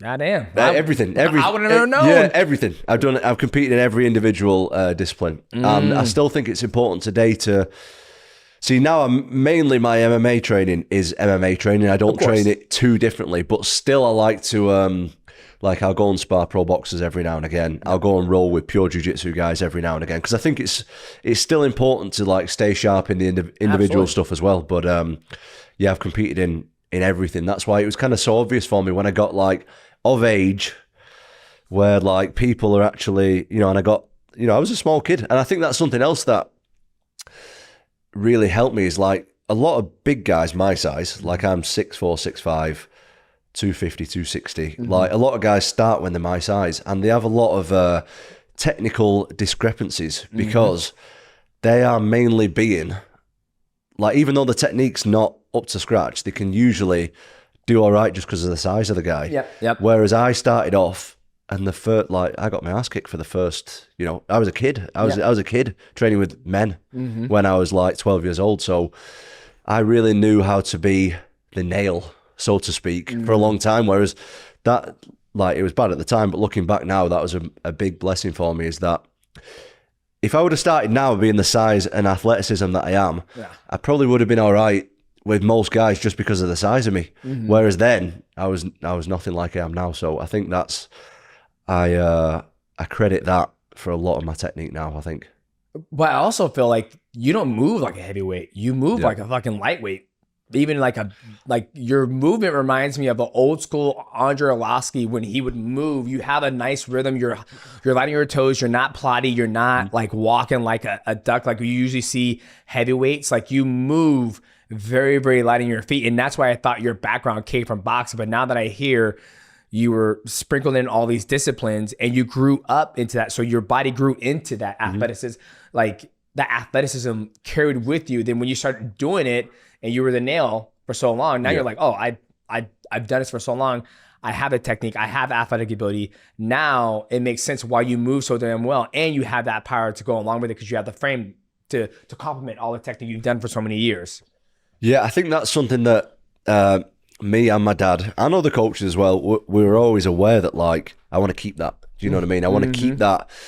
And I mean, it's not just the speed, it's like the agility, the balance, getting up off the bottom. These are all stuff that heavyweights generally don't have, are not very good at. And that's something that us from the outside, we were kind of aware of that as we kind of building my style. And we're still building the style, do you know what I mean? I don't think you're ever the complete finished product in MMA, and I think the day that you do accept that you're the finished product is the day that you're done, in my opinion. Like you should be always trying to improve yourself. And I think that's something that we were very aware that we need to keep on board is the agility, the movement, the in and out movements, the range, and all that stuff. Like, I don't want to get, I never want to give too much away when I'm speaking. But, absolutely. I think that it's super important, especially to have like you talk about the in and out style. That's more important at heavyweight than it is in any other division, because there are skill discrepancies at heavyweight, but the danger and the risk level is so much higher. Is that a guy who you're much better than skill for skill, they can just take you out. You know, referencing your upbringing, talk to me about the dynamic, you know, of your father being your coach, trainer, manager. Like, what was that like growing up? You know, now you're 32, you're the champion of the world. Your dad's still here. He's sitting there, you know, just watching. Talk to me about, like, what's that like? Like, you know, how, you know, were you able to differentiate, you know, okay, it's dad time. Okay, hey, it's all right, Dad. I'll do that. Let me talk to me like, because I always saw Matt as a father figure because I didn't have a father growing up. You know, I couldn't imagine going home and I'm like, oh God, I want to play Call of Duty. Dad wants me to go to sleep. Talk to me about that dynamic of you and your father, manager, coach. Well, it's difficult for me to say really, because that's all I know. I don't know any different.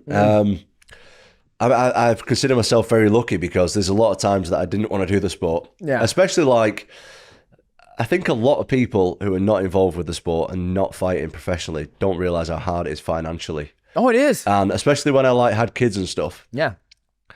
I like wanting to quit so many times because I'm like, I just need to like get some money. Yeah. Pretty much. And then a lot of the times, like my dad reminded me, look, we've done this for a long time. You can't stop now. Like you're right there. Just keep going at it. Yeah. And I'm very, very lucky that I've got my dad. Not just for that, for plenty of reasons. Of course. But yeah, I don't know any other way. So it's difficult. But now I've got my own children. Yeah. I don't know if I could do it with my own kids, to be honest, because I think that it would.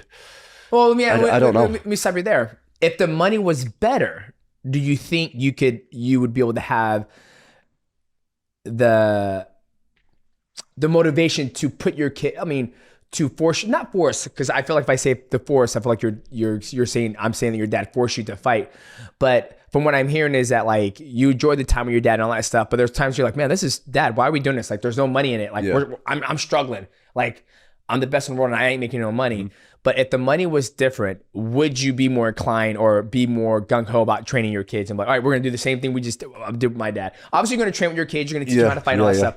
But would you like, push them more to try to do it? Well, things are changing now, financial-wise, I think, a little bit. There's definitely more opportunities, especially for people in the UK. That's all I can judge on because I'm obviously from here. So, gotcha. So you're saying if maybe you're in the States, you would say things are a little bit different. I think there's definitely a lot more opportunities for fighters from the States. Oh, gotcha. 100%. 100%. Oh, okay. But now there is like a bit more of a path to getting guys in the UFC and stuff, especially in the UK, with like kind of feeder shows and there's more UFC fighters, so more people are kind of more well connected and stuff. I don't know, because sometimes when like you know what it's like, parents want to come over and ask your advice on like what they should do with the kid, and like I don't feel like I never feel like I'm in a position to be like, this is what you should do with your kid. Yeah. My advice would always be choose another sport, because it's really tough to make. Like me and you, we're in probably the 0.01% of people who have a good living for the family out of MMA. Like you probably know better than I do that 95% of people have never made any money who do MMA. Yeah. And it's actually funny because I was at a local show recently and I brought a friend of mine with me, and the friend, like, he knows about MMA, but he's not involved in it. But he watches it, and like I went to school with him. He's like a lifelong friend, and it was a decent card, actually. There was like 20 fights on the card, so there was 40 fighters. Damn. So it's a lot. That's a lot. Big card. Yeah, and absolutely. It's a good level event. And he was like, reading through the card, he's like, oh, who's good? I was like, oh, I recognize this guy. I've seen this guy fight before. This guy's good, whatever. And he said, how many of those people on the card will be able to buy a house from fighting? And I was like, you know what? Probably none. Yeah. And that's just the way it is. Like, it is so, so difficult. So, but on the flip side, it brings so much good. Yeah. I think it's an amazing thing for young men, especially, to get into, because it gives you a focus, it gives you a drive. I know that if I'm dicking around on a Friday night and I've got training on a Saturday morning, You're going to feel it. I'm going to get whooped Yeah. in the training session. So that prevents me from going doing bad things on a Friday night, because I don't want to get my ass kicked on a Saturday morning. I want to go in there and feel good, and then feel good about my weekend. And it gives you something to focus on the mental side of it. It obviously keeps you fit, it keeps you healthy. And so it's difficult to say. It's difficult. I think hopefully on the smaller shows, the financial gain will be better for the guys who won't make it to the UFC top. Because let's be honest, you start making money when you get ranked in the UFC. Yeah. When you're top 15, that's when you start making money, when you can support family members and stuff. I mean, it's so hard, because I feel that depending on where you come, your background, there's been a lot of athletes who've been able to make a lot of money not fighting inside the UFC, who just fight for, other promotions, granted, are we talking six figures? Are we talking, $100,000?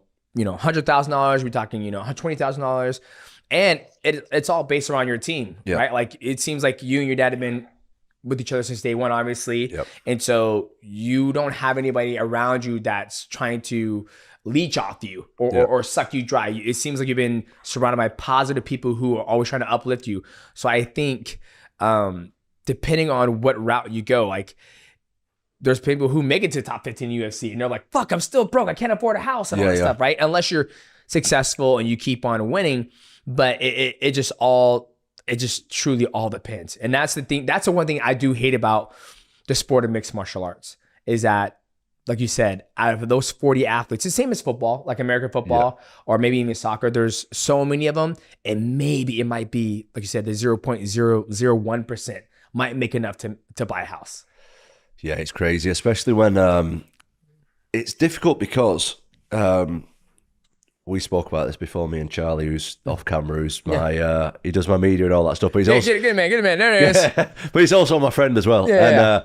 Before, like, Charlie was working with me, he didn't know too much about MMA. And we were speaking about it recently. He's like, MMA fighters are generally quite lost and impressionable people. And I think a lot of the time, like, managers approach them and they'll say, look, I can get you in the UFC. All you got to do is pay me 30%. and you think, but when you're broke and you've not got any money, you think, 30% of 10K, like, it's only $3,000, like, it's not that much. Yeah. And then you sign a contract with them. Before you know it, you're making 200K, 500K, you're making $1 million. And then it's like, that guy has got a shitload of money off me. Oh, yeah. From just doing a bit of talking here and there. Like, it's crazy. Well, I think it's different. Like you said, at one point in time, if you're from the UK, to get to the UFC, there was no pathway. There was like no, I win this local show, Okay, next thing you know, I'm gonna go to like the Ultimate Fighter, Dana White's Contender Series. I'm gonna get in the UFC. So I think those guys, those managers had more of I guess you say, a golden suit. A guy shows up, hey Tom, hey, you're 5-1 amateur. I bet you I get you the UFC. Just sign right here, 40%, 30%. It's nothing. You're not making nothing. It doesn't sound like a lot at the time. But then when you start making money, it's like, that is a shit ton of money, like, for not doing a lot of stuff. And that's where I'm extremely lucky that I've got my dad involved, because he sees it way before. I mean, I'm getting a bit smarter now. I'm getting a bit older, and I've had a lot of fights now, so I can see it. But early on, that was a bit like, oh yeah, we'll just go with this guy. It's like, well, no. So then how was your introduction to the UFC, right? Like, so talk to me about that. Your dad's your trainer. You guys are training together. You're winning fights in a local show. Talk to me to that amateur career to the professional to the UFC. So I wanted to have as many amateur fights as I could. I had 10. What is 9? 10, sorry. Honestly, I would have had 30 if I could. Wow. But I just kind of like ran out of guys to fight, because I thought, I just want to get as much experience as I can at the amateur level. So I got 10, won all them. Then turned pro, had one or two fights, and then I actually lost like my third fight. But just because, again, I was just struggling for like guys to fight. Like in the UK, it was difficult. So I ended up fighting a guy who was, I mean, I wasn't very good at the time. I ended up fighting a guy who was a lot better than me, and I lost, whatever. Then I came back, had a couple more, and then I was really struggling, like, to get matches. Really struggling. Is it because your size, or just in the area of the pool that you're fighting in? Like, just being in the UK? Because I'm assuming you did all your amateur and your semi-pro in the UK. Just a little bit of both. Gotcha. Like, I think that heavyweights anyway, kind of difficult to find. Match. To find, to match, to put them on a show and all that stuff. So there was that. And then at the time, so my dad's friends with a guy called Peter Fury. Peter Fury's like a boxing legendary boxing trainer. He's like trained Tyson Fury. He's trained a lot of other, high level boxers. And I was struggling for sparring even at the time. I couldn't find any sparring partners. My dad's friends with Peter Fury. I started going down the boxing gym to spar with Tyson Fury and some other fighters down there. And they just kept seeing me like book fights. The fight would get cancelled, and then I'd be back to square one. It would go like that for a bit. So then it was a little bit like, well, why don't you just box? So I was like, they've got a point. Like, there's plenty of heavyweight boxers. Yeah. I'm just going to box for a little bit. So anyway, long story short, I did that for a couple of years. That didn't work out like I thought it was going to. That's corrupt as hell in this country. So then I went back to MMA, couple more fights, but then something kind of changed then when I went back to MMA, is because I was sparring with Tyson Fury, who was like a big deal at the time. Yep. And also I trained with Darren Till. Darren Till at the time was like a big deal. Yep. So it was kind of, I had like a little bit more, people knew I was a little bit more just from like being associated to them guys.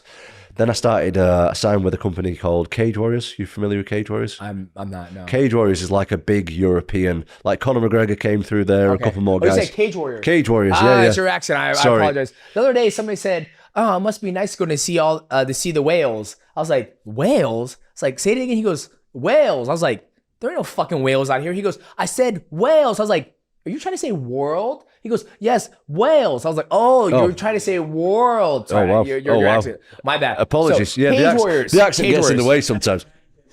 I don't know. I know. I thought you were saying Aries.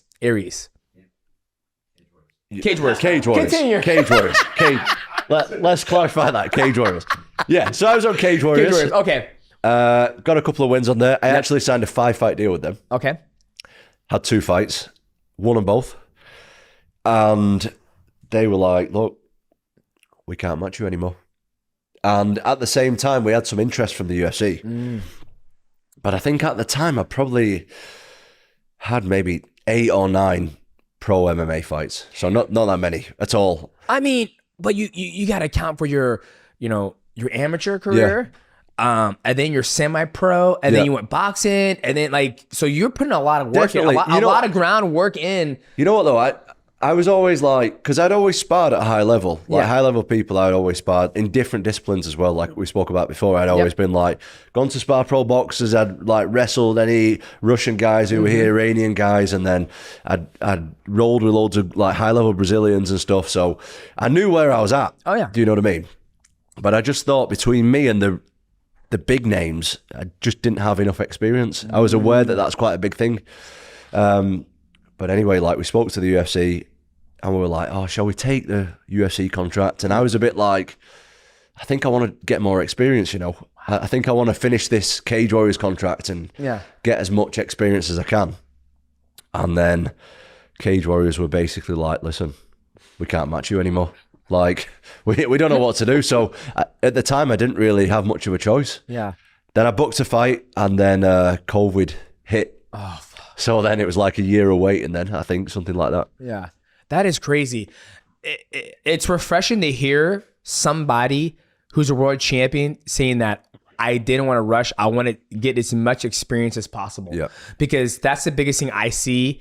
You know, like you said, back in the day, mixed martial arts at a professional level wasn't what it is today, right? Yeah. Everybody, oh, UFC, I want to be a professional fighter. I want to da-da-da-da. That's all they want to do. They never try to take their time to go to different gyms for different disciplines, right?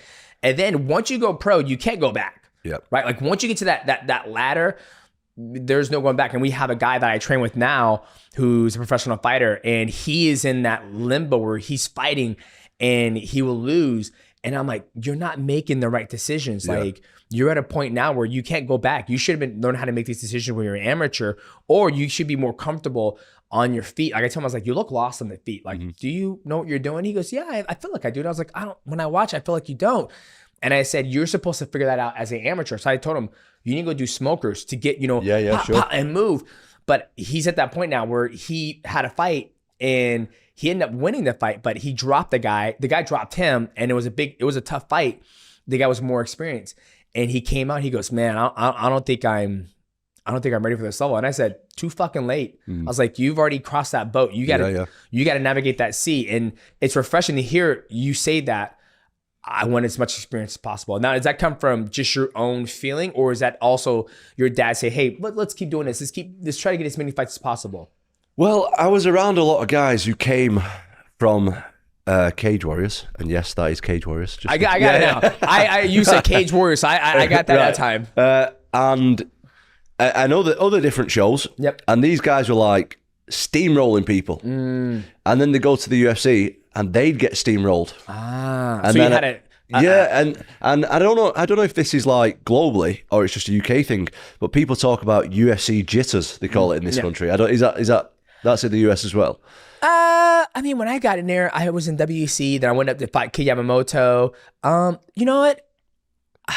It's kind of hard for me to say I did because I was at 135. So it was kind of like the infancy stage Yeah, where yeah. heavyweight's been around forever. Yeah, right? yeah, So yeah. you had like, So that you didn't feel that much pressure when you went in there. I didn't feel as much pressure because we're kind of like the infancy. Yeah, yeah, where well- the heavyweight's been around forever in the UFC. But people talk about like the UFC jitters as in like the nerves and the adrenaline dump, like it's going to be way bigger and you're not going to perform as well. That's what they're getting at when they're talking about it. So I was like, I don't want to get that. Like I want to have as many fights as I can before I get there. But you know, it actually worked out really well for me is that my first fight was in Abu Dhabi on Fight Island and there was nobody there.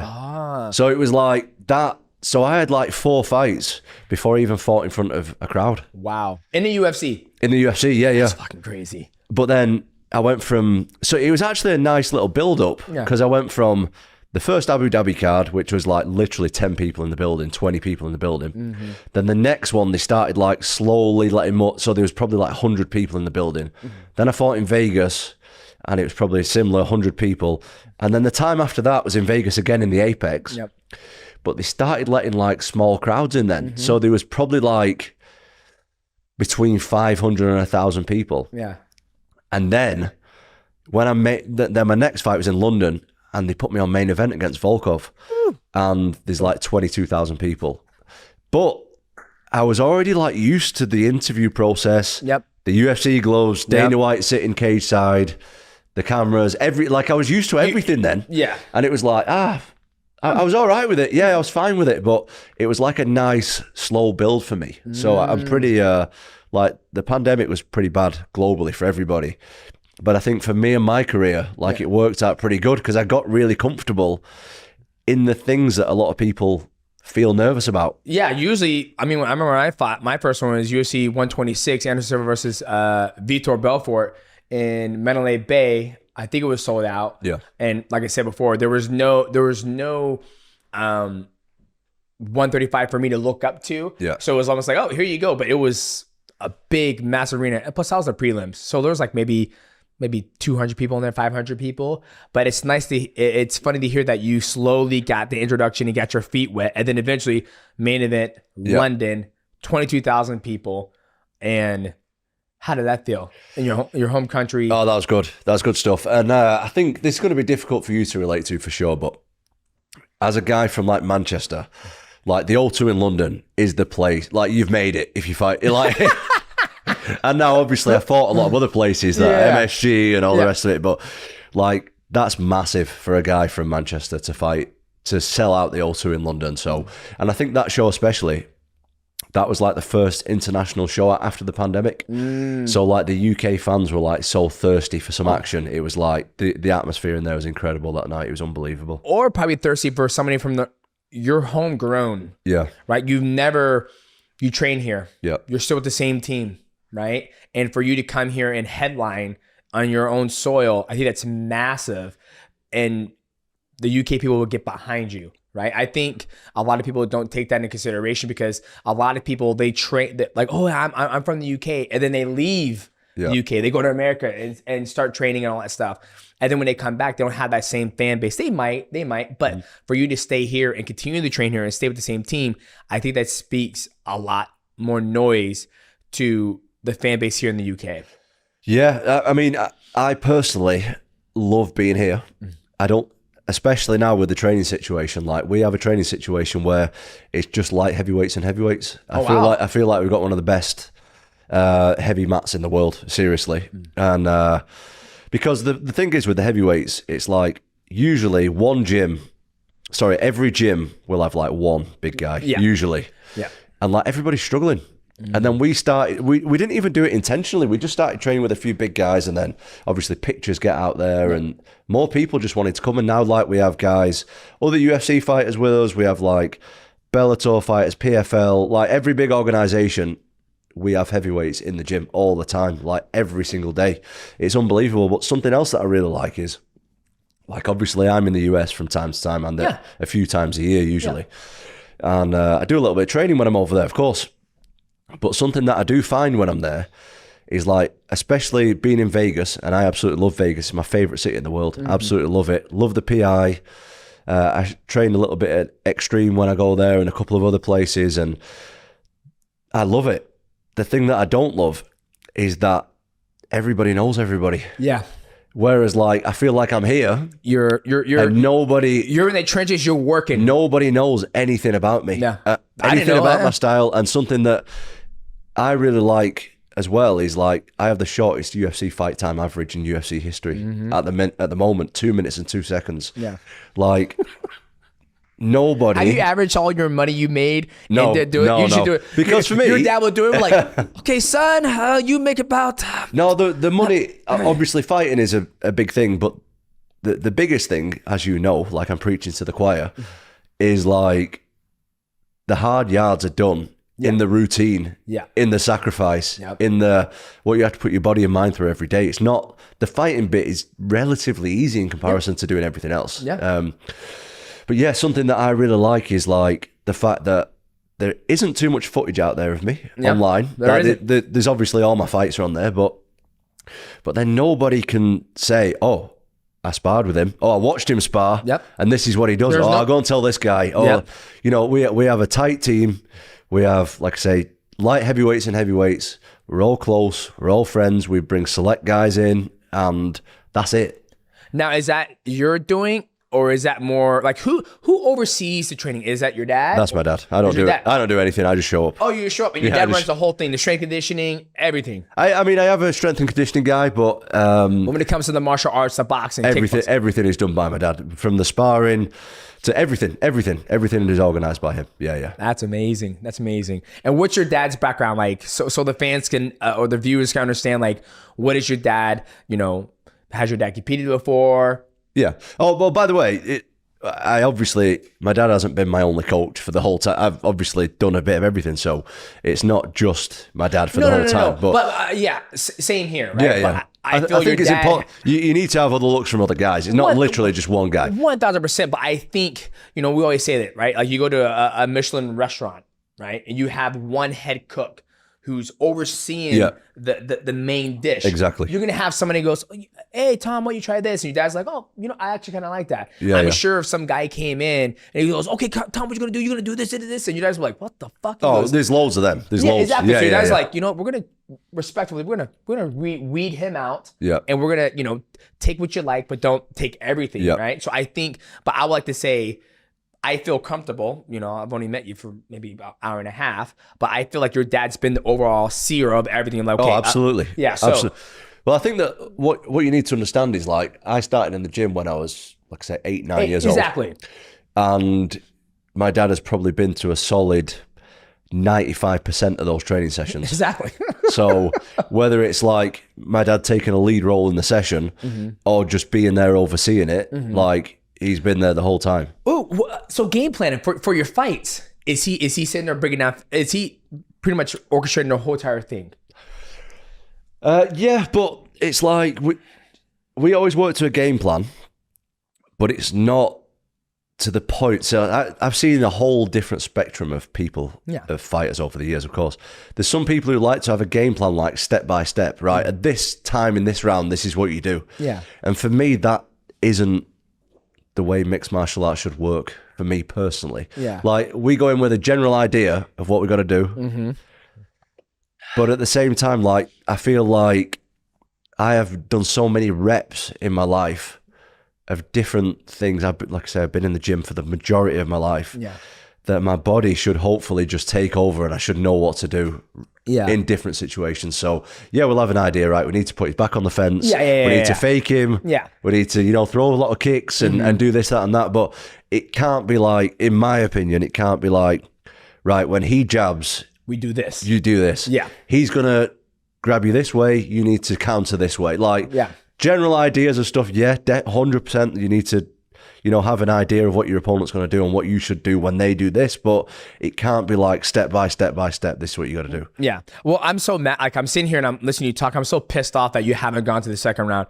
Only reason why is because I want to see the father and son dynamic, you know, because I'm sure if you ever make it to the stool between the rounds, I want to hear your dad's, all right, Tom, all right, here we've been here before, you know. Yep.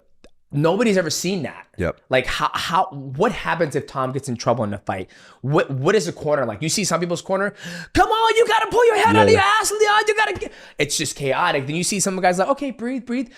And I'm sitting here listening, I was like, man, I wanna see what happens when you sit down, and how does your father approach you, and what's going through your guys' mind? I'm like, hey, you know what? That you know, and obviously you guys have got there in your amateur days, but not at this level. Yeah. Do you know what? Me too. I'm not joking.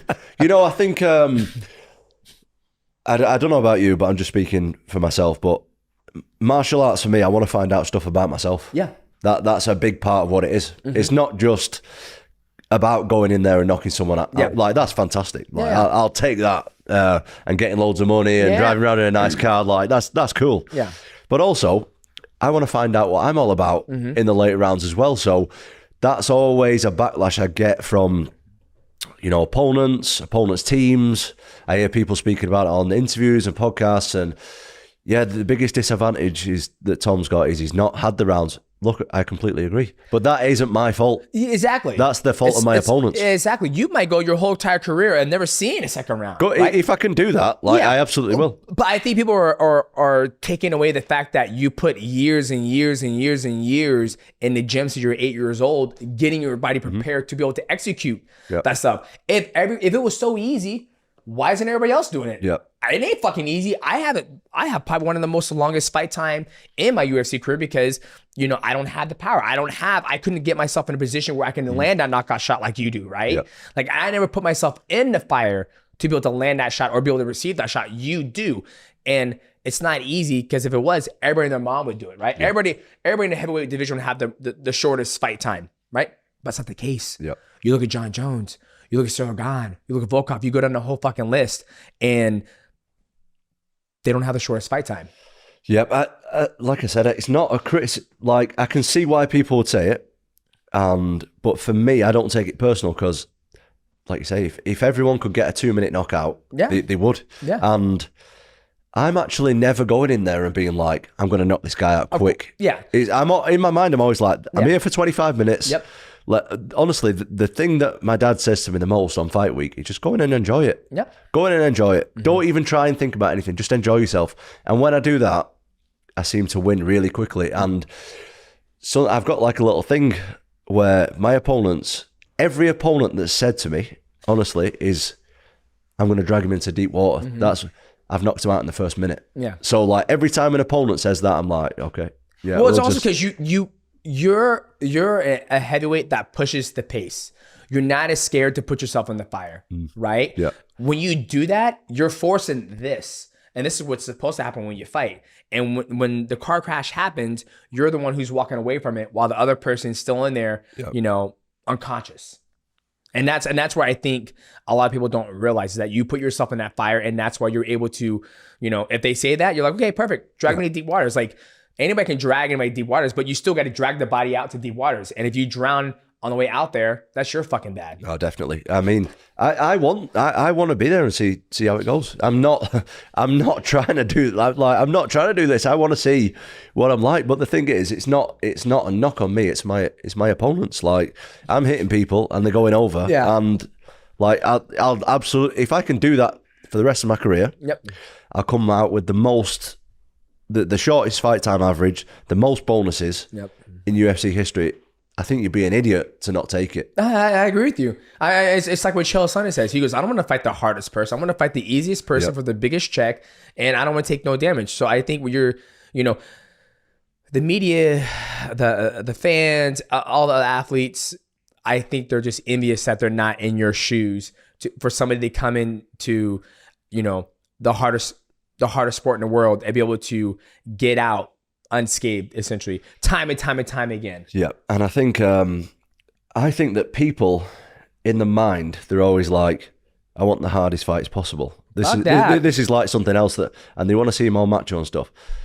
If you want the hardest fight possible, why are you cutting 30 pounds in a month? Preach. Because then you're trying to have an advantage over your opponent. So if you want the hardest fight possible, fight at your natural weight then. Yeah. Like, nobody fights at the natural weight. Everyone's cutting loads of weight. Yeah. So if you're cutting loads of weight, that means that you want an advantage on your opponent to make it easy for yourself. Yeah. So do you think they should eliminate weight cutting? Well, I don't cut weight, obviously. I'm a heavyweight. Yeah. My first amateur fight was at light heavy, but I was like 17, 18 years old. Yeah. And the second fight was supposed to be at light heavy, but I didn't make it. So I've cut weight, I cut weight twice in my life. You're like, fuck this noise, Yeah, Dad. it's not for me. No, to be honest, I just kind of like outgrew it being possible to get to. So I work in kilos. So 93 kilos is the cut. I walk around about 115. So I'm a long way off. So it's going to be really unhealthy. But I don't think it's healthy. I mean, I think it's healthy to a degree. Like your weight's going to come down naturally from training. Yep.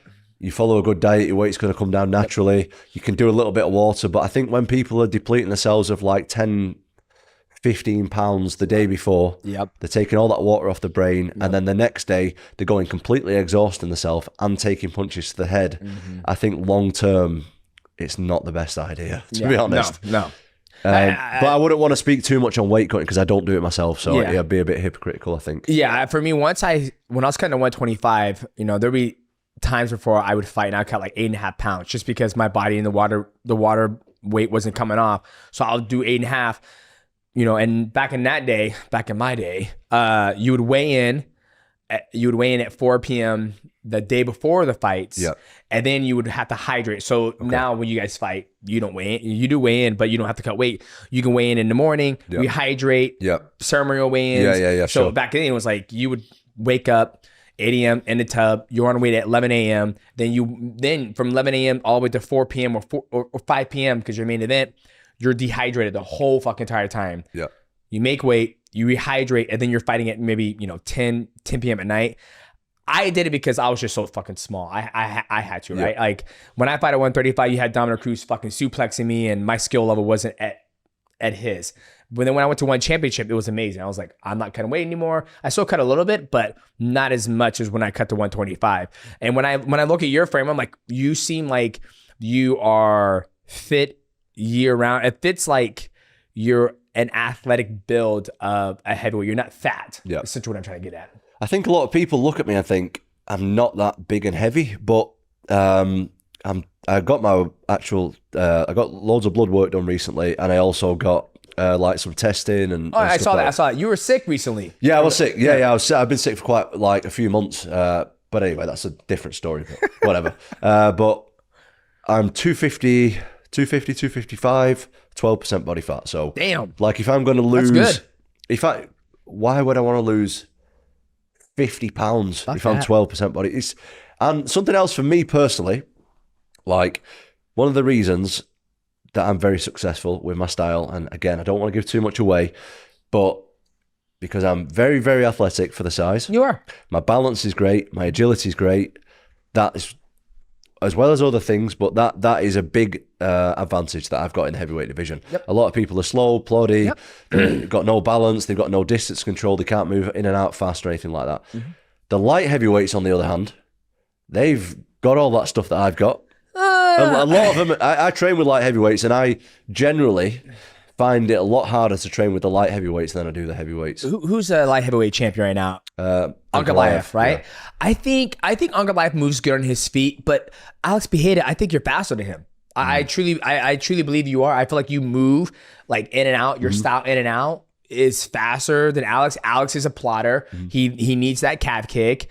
He hits hard. You do as well, but you're faster than him. So I feel like you have the frame of a heavyweight, but you move, like I said, like a bantamweight, a featherweight, because you're so athletic. Like when I first saw you fight, I was like, holy fuck, he moves pretty good on his feet. And I was like, he moves pretty good. And then I saw there's not much footage on you. And then I'm like, okay, he's knocking people out. Okay, he's very explosive. Okay, very explosive. Oh, he can take a shot. Okay, well, that's all the footage we have. So you do have the athletic ability where I think you're selling yourself short, where there's not a lot of light. Even Jones, he does not move. He doesn't move. He's not an explosive athlete. He maybe was at one point in time. But when you're pushing, hey, I'm fucking 38. I know things aren't the same, when you're 28, 29, 30 years old.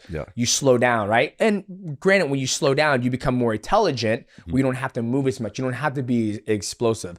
So I think for light heavyweight, I would give you the green flag that you do move faster than majority of those guys. I think so, but I think it's bigger at heavyweight, like in terms of the difference. Yeah, 1000%, right? But I would still put you at the heavyweight, probably at the top. When you go to light heavyweight, you just think about Alex Pereira was the light heavyweight champion of the world, right? So I think even like little subtle stuff though that you won't see, like when I train with light heavyweights, for example, if I've got a single leg, for example. Oh yeah, they're gonna have better balance. They have a lot better balance than heavyweight. 1000%. Yeah. A lot better. Like a lot of the time, I'll pick a single up with a heavyweight and they're on the floor. Like I don't even have to turn the corner. I don't have to run the pipe. You're like, you guys are so fat. No, but the balance just isn't as good. It just isn't. But when you're a smaller guy, naturally you have a lot more body awareness.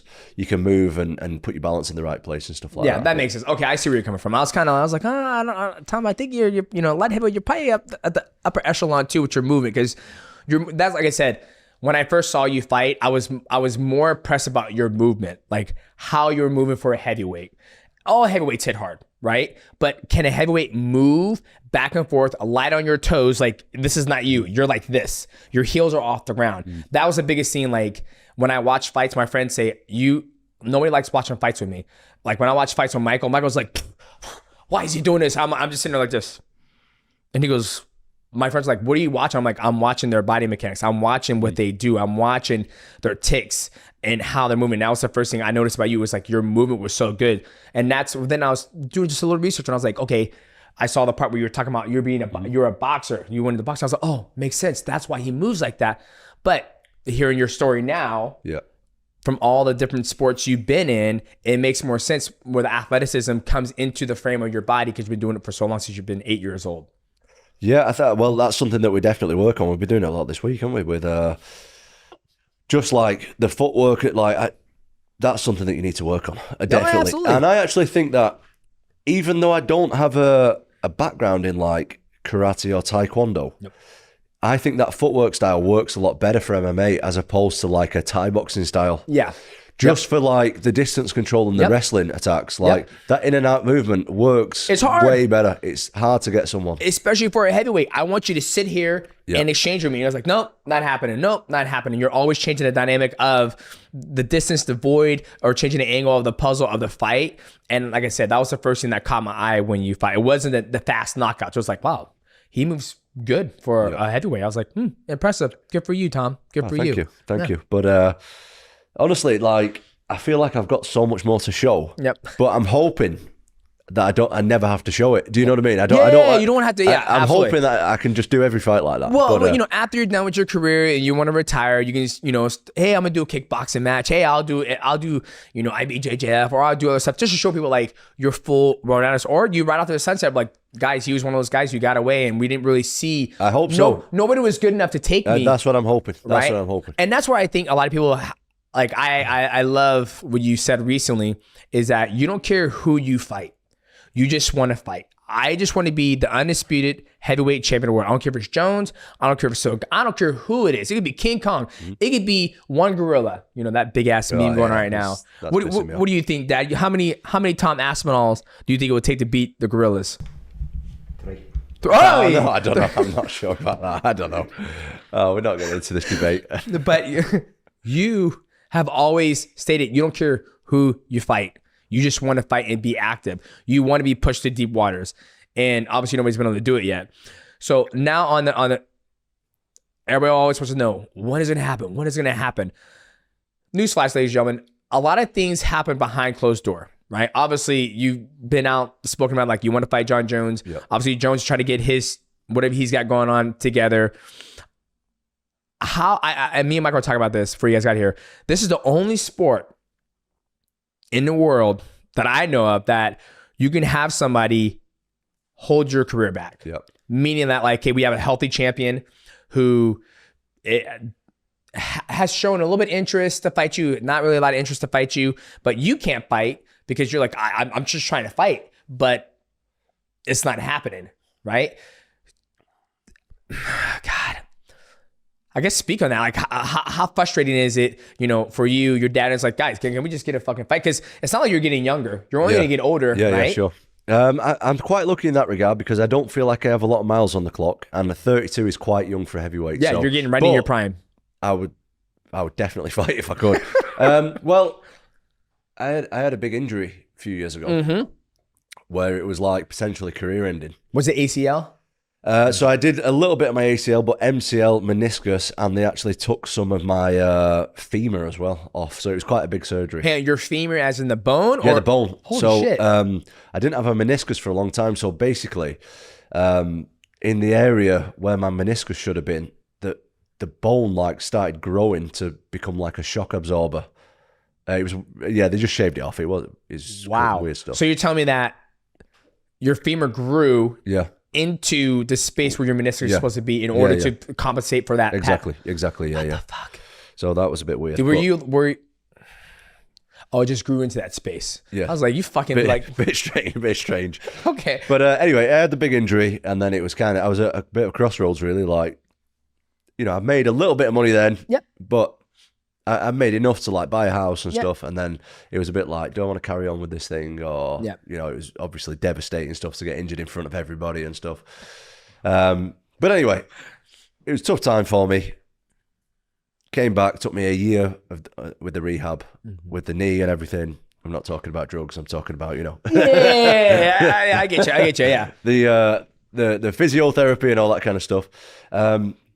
So it was a tough couple of months mentally, but then once I started like working towards getting back, it was like, right, I'd see the doctor, I'd see the physio, and they'd be like, right, in 2 weeks, this is what I want you doing in the gym. I want you squatting down to 90 degrees. I want you to be able to jump on this box. I want you to be able to run a mile. I want you to be, and then you can start, start boxing training. You can do this, that, and then it was like I always had like a little goal to work towards. Of course. So after like a couple of months of being like sat on the couch, as soon as I could get in the gym and start working towards different things, it was great. And I felt good.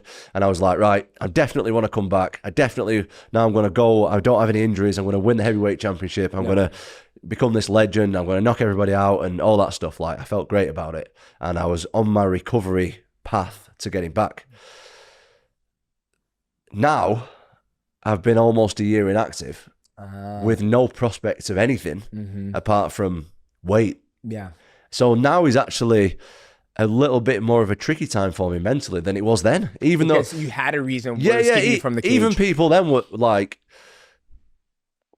people who was like, are you okay? Like, how are you dealing with coming back and stuff like that? And I was like, yeah, I'm good. Like, I've got this to look forward to. The doctors say I've got to do this in 2 weeks, or in 2 months I can start grappling. And, I constantly had like little goals that I could like work towards. Whereas now it's just like, right, just be ready and we'll just let you know. Yeah. And then it's kind of difficult like mentally to be like, but this is the fight against John Jones. Like, not the fight is another thing. Yeah. This is the tricky bit where I really have to stay switched on, stay motivated, and I'm trying my best. I'm trying. It's tough sometimes, especially. But you know what? Again, I'm really lucky with the team and stuff. Is that we're in a spot now where guys come to me when they've got a fight coming up. Yeah. So like they're in training camp because we have international guys coming as well. Yeah. We have like a couple of Croatian guys. We have a couple of guys coming from all different places. And they're coming to me when they're in training camp, and I'm like, look, if I ain't on the ball, they're gonna kick my ass. Yeah, like, gotcha. So you're getting different looks. You're staying fresh. Yeah. So like, I obviously don't want to be getting beat up in the gym all the time. So like, I've got to stay on the ball in the gym, even though I've not got to fight myself, which is again a huge advantage that I've got. So even though it's a tough time for me, I'm looking to I'm developing my skills all the time, which is good.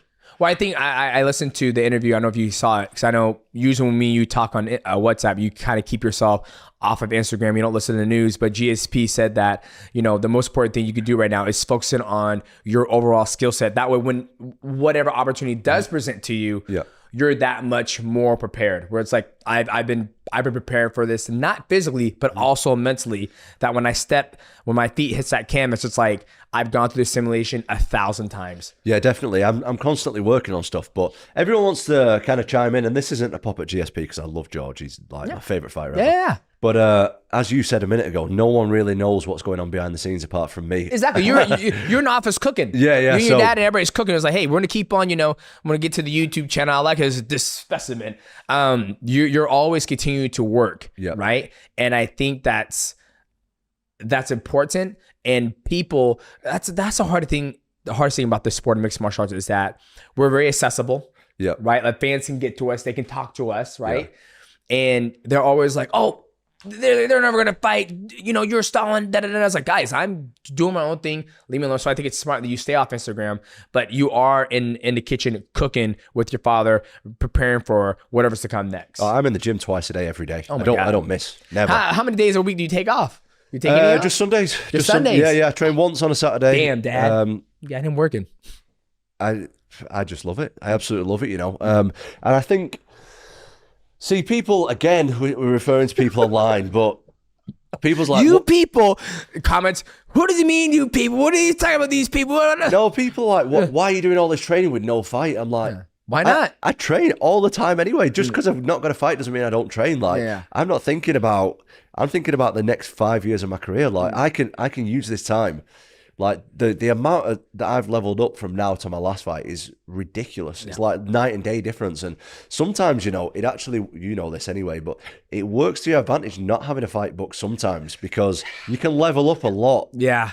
I mean, you're speaking to the fucking choir. Like people get better. They don't get better by fighting. They get better by taking time off in between fights. And I think we're in this day and age where people want to see you fight. They're like, when's Tom fighting? He's healthy. When is he fighting? He's healthy. He's healthy. But you get better when you're not fighting so actively, right? And I feel like that's the hardest thing to do in the position you're in because you're the heavyweight champion of the world. And it's like, why aren't you fighting more? And it's like, well, it's not a, you know, for you and your dad, it's like, it's a double-edged sword. You can fight more, make more money, or you're like, hey, you know what? We're gonna keep on training. We're gonna get better. That way, when I do step in the cage again, we're gonna see if we get that fight time down even shorter. Yeah, I mean, don't get me wrong. I would fight if I could. Like, if I could fight like this month or next month, it would be perfect. But it's obviously not going to happen right now. So, but the positive of that is, like you said, so for a heavyweight, it's a little bit less. Like we don't have as many guys. We get injured more, stuff like that. So probably twice a year is maximum for a heavyweight usually. 3 times a year is a little bit of a push. So if I can fight every 6 months, that's perfect. But when you've got a fight coming up and you've got 8 weeks or 12 weeks or whatever, you're training, or I know at least I'm sparring. It doesn't matter who I'm sparring against, but in my mind, I'm sparring the guy I'm fighting. That I've got in my mind. Yeah, I've got to do this because this is who I'm fighting. So I'm fighting Blades, for example. Yeah, Blades, good boxing, strong low kicks, great blast double, and top control. Yep. Generally, that's what he does really well. So in my mind, I'm like, got to get out of the way of the big punches. I've got to get him on the back foot so he can't shoot as much. I've got to keep him faking and do all this stuff that I would do against someone with that style. Yep. Whereas if you're just sparring because you love sparring, you're working on 10 different things that you don't, you know, we can work on a left hook, for example, and I'll try and hit everybody with that left hook. Whereas if I've got a fight coming up and I'm fighting Blades, I might not be able to throw out left hook all the time because I got to work on these other things to beat Blades. If that maybe that doesn't make sense. No, it does. It does. You're not just focusing on, like, there's people who go in there and they spar. You might take this round off, like, okay, I'm gonna on this round, I'm gonna focus on just hitting this left hook. That's it. Just left hook, left hook, left hook. Yeah. Granted, you're gonna have a fight coming up, right? Okay, next round, I'm just gonna get into clinch the whole entire time. Clinch, clinch, clinch. Okay, let's say you do have a fight coming up, 8, 12 weeks out. Okay, each sparring match that I go on, I'm focusing on these key things that Blaze does, or, you know, Tsarukyan does. You're focusing on those key things for the whole 8 to 12 weeks, right? Exactly. So, no, I understand what you mean. Like I said, that's one thing I do miss about fighting is just, you know, sparring and like, I don't have a fight coming up. I'm just going to focus on this. I'm going to see if I can put you in the clinch. So do you spar now, or you don't? I do not spar anymore. The last time I sparred was, we had a gentleman in the gym, Descendants. I sparred with him, but I didn't hit him or anything like that. But when I put the gear on, I'm like, okay, I'm not just putting this gear on for no reason. So I'll spar some of the local pros. I fucking love it, man. Is there any reason that you don't spar now, or you just no reason to? Yeah. I feel, my personal opinion, I feel the stand-up is it's the hardest part, but it's also the easiest part, meaning that you're playing with windows of opportunity. And for me, being a smaller guy my whole career, all I have to do is get to somebody. Right. And once I get to them, then the clinch game comes in, my jiu-jitsu comes in, and I feel I can take people out of their elements when on the feet because I move, and I feel like you don't lose, like, you know, move, and like I feel like you don't lose that. I feel like the ground is such a massive hole that nobody has. Yep. You put someone on their back and you move them. So, and I just want to take any more shots to the head. So I don't miss sparring anymore. Get it. I mean, I do miss it though. I do miss like just fucking, I do miss it, but it's not worth, I'm 38, I'll be 39 this year. I don't want the more, not that I got a lot of trauma to my head for fighting, but just the rounds and the wear and tear on the body. I just don't want it. I think I'm the same, like people say, oh yeah, you're still going to train when you're retired. I'm like, look, I absolutely love training. I absolutely love sparring, especially. I love it. It's obviously got its dangers and stuff. Oh yeah. There is no chance that when I've not got a fight booked or coming up and I've got no reason to do it, I am not going to meet 10 heavyweight guys and just punch each other in the middle of a freezing cold gym for no reason. No. There's no point. I do it now because I know that I've got to fight somebody. You have something on the horizon. Yeah. You're working towards a goal that's going to pay off. I'm not doing that for fun. Yeah. I don't want to. I'd rather just like lift weights or do whatever else I'm doing. And I feel you get so much more out of technical sparring. Like when I travel around, I did some technical sparring with Joaquin Buckley and we vibed out very well. I've done some technical sparring with Aljamain Sterling. Just move around, just and then I'm like, okay, if I can do technical sparring with you guys, and if I were to ever fight again, I know what the speed and the essence of the moment that I'm going to be able to move it and get to where I need to be, essentially. Sure. So I'll do like movement technical sparring, but as you're like, okay, mouthpiece in, let's go, hit hard. That shit's for the birds, man. Oh, to be honest, I only really like heavy spar maybe 3 or 4 times a camp now. Oh, really? Yeah. That's actually impressive. So at the moment, I spar every week. Yep. Once a week. Yep. MMA or kickboxing or Muay Thai? Bit of both. We like doing, like, my dad's philosophy on it is like, we'll spar a little bit and we'll have like rules to the sparring where it's like we can both jab and low kick for a round. So it forces you just to do that one thing. Sparring, man. I was like, I got all that stuff. I like that. I think it forces you to work on stuff, but and then we'll do like some open sparring where it's like obviously full MMA and stuff, but it's with like trusted guys. And then when I've got a fight coming up, maybe like 3, 4, 5 times maybe, we'll do like, right, I'm in the middle. Yep. And we get a fresh sparring partner and it's just Shark Tank. It's just not very fun. Yeah. It's just not very fun at all, but it gets you ready. But those are the times when like the risk reward is quite high. Yeah, and the hardest thing is that I always tell the athletes, like, when I go, now that I'm retired, when I go and train, when I went to go train Brendan Moreno, I was like, I'm not here to hurt you.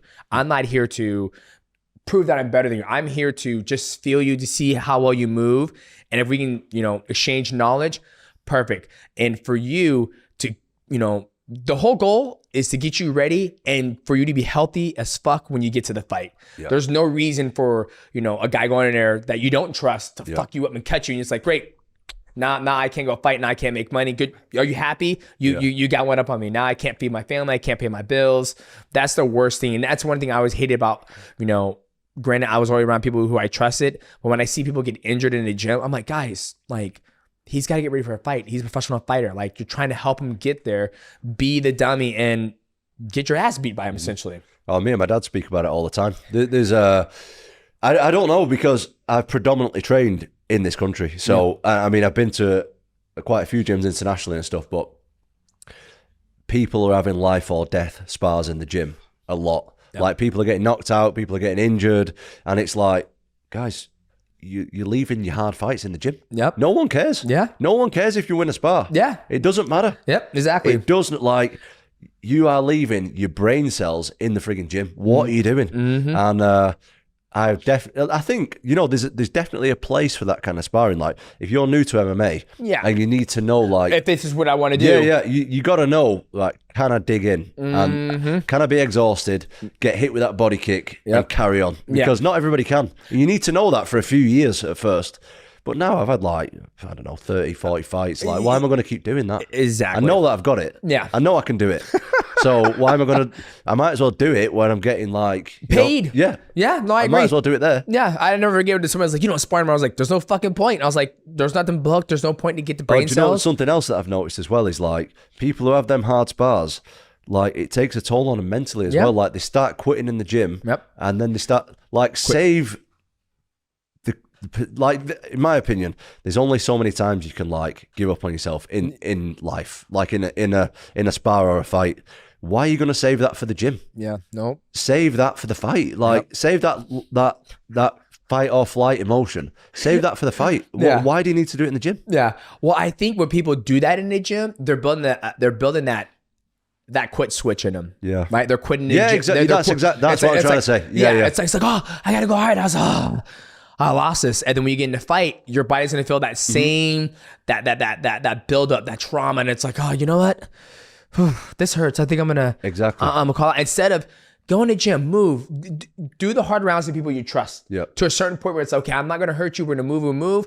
But then when it comes to a point, nobody should be getting to that point where you're gonna hurt. I'll never forget. I think it was Rashad Evans. He said he had a sparring round with Vitor Belfort. He said that motherfucker tried to kill him. He was like, he literally tried to kill me. I was like, I feel like if I didn't, slow things down and de-escalate things, that would have been a full-blown fucking fight. And that goes around everywhere nowadays, which is unfortunate. Those guys just only hindering their career, which is, they're making that bed, they got to lay in it.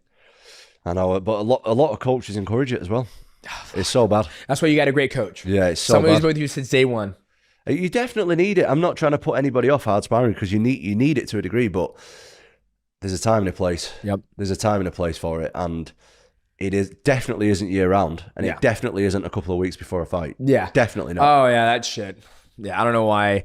When I hear people, oh, I got injured, hard sparring rounds, it's like, what are you doing? But not everybody has their father in their corner helping them. Right. It's God. I mean, there's so many ways to navigate that, right? Like some people don't even have coaches. Some people don't even have. They just have a manager.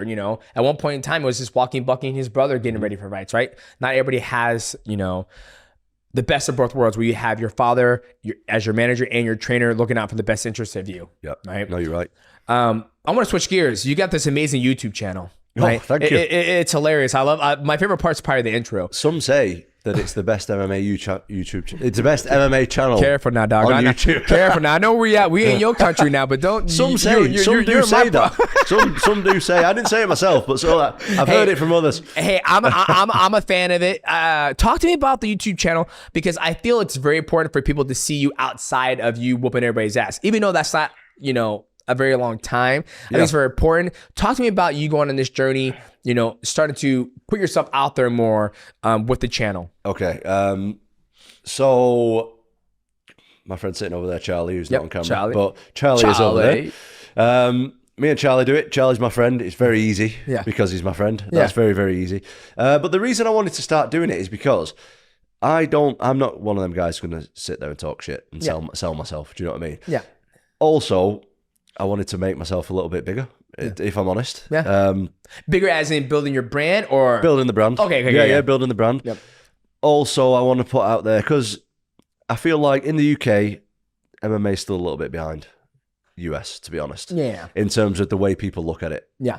I wanted to show people that, like, we're just like any other athlete. We're not all thugs. We're not all idiots. We're not, constantly talking shit about people and being violent and stuff like that. Like, I'm a sports person just like a football player or just like a rugby player or a basketball player or whatever. Like, we are sports people, dedicated people. And also, there's fun to be had on there. Do you know what I mean? There's different collabs you can do with people. There's different, we do a little series on there where I'm trying different sports and different things, and it's just fun. It's not a big. I'm not like a full-time YouTuber or anything. It's just something we do on the side for fun. Yeah. Well, I love it. Like the intro, it's like obviously I like the content too, but the intro has like a 90s, 80s retro, like this man right here. And you're turning. I really like that part. And I love that you always doing. What's that? From the $6 million man. Oh, is it really? Oh, I never seen that episode. I never seen that show before, so I didn't. Yeah, our editor is really good. Yeah, is yeah, it? Yeah. Is it a UK thing or the $6 Million Man? Or no, he's mixed it with a load of different films, but he does all the music and all the voiceovers and everything. He's amazing. Still. Oh, for YouTube channel. Yeah. Oh, that's awesome. Yeah, it's a really small team, but he's the best. Oh, that's fucking badass. Yeah, I'm a fan. That's like when I saw it, I was like, shit. I was like, this is pretty cool. And I love that you're doing different things in different, showing the world different sides of you. Because like I said, we only get to see you during fight week, which is a week. Yep.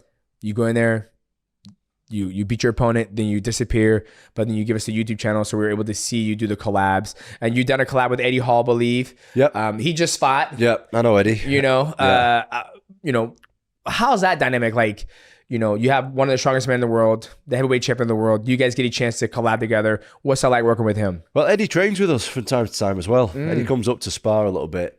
Eddie's obviously like big, strong guy. Yeah. Do you know what I mean? In terms of what do you want me to like say? What's Eddie like? Yeah. I mean, like I said, you know, you're collabing with different people, right? Yeah. And when you're able to do that, you know, you have the strongest man in the world at one point, and he just fought. Yeah. Right. He just beat another former strongman at biggest KSW, which is, I always love it. They're like, oh, those shots in the back of the head. And I was like, guys, you gotta understand, when you hit someone in the back of the head, like, you know, you have massive hands. Yeah. Right. And you've heard it before. Anything, if you hit the back of my head, as long as you touch the ear, it is considered legal. Yeah. And I said, when you have these fucking big ass bear claws hitting the ear and it's hitting the back of the head, those shits are illegal. No, do you know what? It's with Eddie. It was Eddie's first fight, right? He did fight those two. He fought them two guys. He did fight those two hooligans. Yeah, he fought them two guys. But I mean, it's his first MMA fight, and don't take that away from him. All right, no. He threw that fucking. Yeah, that's fun. But it's Eddie's first fight. Yeah, and even I have got into the I get someone hurt, you get all excited, and of you're course. Like it's his first fight. The guy's hurt, but the fight, I've seen people complaining about it. Yeah, but like it was done. The fight was done. If he would have done it earlier in the fight, and it would have the fight's done essentially. Yeah. So it's just a little accident. Like there's nothing Eddie could have really done. He just got a bit excited. But Eddie's he's obviously a big, strong guy. He smashes it on YouTube himself. Like he does really, really well with the YouTube stuff, and he's improving. Eddie's like he's like 160 kilos. So I don't know how much is that in pounds. Fucking big. Don't worry about it. It's like three. It's fucking big. Wait. I think it's like 350 I'm like pounds 61 kilos. Yeah. That's fight weight. So I'm like 60, 63, and I think 63 is like 154 pounds. So you double that. That's going to be like 154. That's like 300 pounds. Yeah, I think it might be more. I think he's more like 350. Yeah, it's fucking, he's so big. fucking big. He's Like a big I said. dude. Yeah. If he hits you, you're going over. Yeah. Simple as that. I sparred with him. He sparred with other guys from our team, and like, obviously, you don't want to get hit by any heavyweight, but especially a heavyweight of his size. It's just going to be bad news. How many Mighty Mouses would it take to beat Eddie Hall? Oh, Eddie Hall, I'm going to say him. That's going to be big. In all honesty, if you had an MMA fight, I think you'd beat him. No, dude, he's fucking big. Yeah, but it's in an MMA fight, I think. I don't know, man. He get on top of me. You saw what he did, that little boy? He fucking picked him up. I don't know. It's difficult to say. Yeah, the size is a thing. But if you've got a big octagon, like a UFC octagon. I mean, I can move, you know. Some guy stopped me and was like, he's like, oh, can we have a picture? I seen you on Eddie Hall's channel. I'm like, yeah, cool. And then he like had no idea that he just thought I was like, I don't know. But no, Eddie's a good guy. Yeah. He's a nice guy. I love that. Man, I don't want to take too much of your time. So the one thing I've been asking a lot of athletes, you're still active in this sport of mixed martial arts. What did you do with your very first big check where it was like, you know, you made over 6 figures? Like what did you do with that first check? And then what did you do with your very last check you made? I know you made like $250,000 just showing up as a fucking backup fighter. Congrats to that. Yeah, you wasn't supposed to know that. That's okay. You're like, hey, can I go get drunk? I'd rather you wait. He goes, it's going to be expensive ass beer. Let's just wait, boys. You wasn't supposed to know that, unfortunately. Your dad's like, you fucking idiot. You're so irresponsible. That is the world these days, unfortunately. People will sneak up and take pictures of you and stuff. But it happens. The first money I got, so when I first got, what's 6 figures? 100 grand? 100 grand, yes, sir. You're like, baby. No, but or not even 6 figures. Just the first time you made a paycheck. Like for me, when I got my first paycheck, and I was like, I'm gonna go buy a fucking laptop at Best Buy. It was like I think it was like 5 to show. I think it was like 450 to show, 450 to win. So about like $1,500. Mm-hmm. I went and bought a laptop. That math is off. The first thing I did, because I got a bonus the first time I fought in the UFC. Oh, well, good for you. Unreal, unbelievable. Yeah. The first thing I did was pay a load of people back that I owed money to. Yeah, pay my dad loads of money back because I owed him. I owed a couple of friends like money here and there. Yeah. Because when I got in the UFC, I had 3 kids already, and I had no money. How old are your kids? That way I can just have a time frame. My oldest kid is nearly 9. 9? Okay. And I've got twins. It's actually the birthday tomorrow, so they're going to be 6. Well, tell them I said happy birthday. Oh, thank you. Will do. Will do. So yeah, I don't know how old I think I got in the UFC when I was 27. So my oldest kid would have been about 4. Okay. 3, 4. 5, Okay. something like that. Yeah. So I had absolutely no money at all. Zero. Like I owed my dad probably 4 or 5 grand. Yeah. No, I don't even remember. How much was it? More than that. I owed him a lot of money, and I owed friends like a few. I paid it back.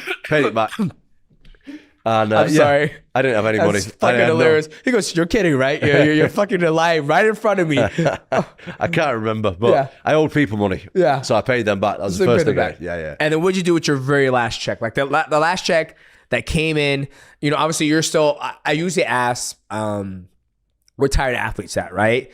But you're still fighting. Yep. What was the last thing you did with your check? Like you came in, you knocked homeboy out, or you sparked them, and you got the check. What did you do with it?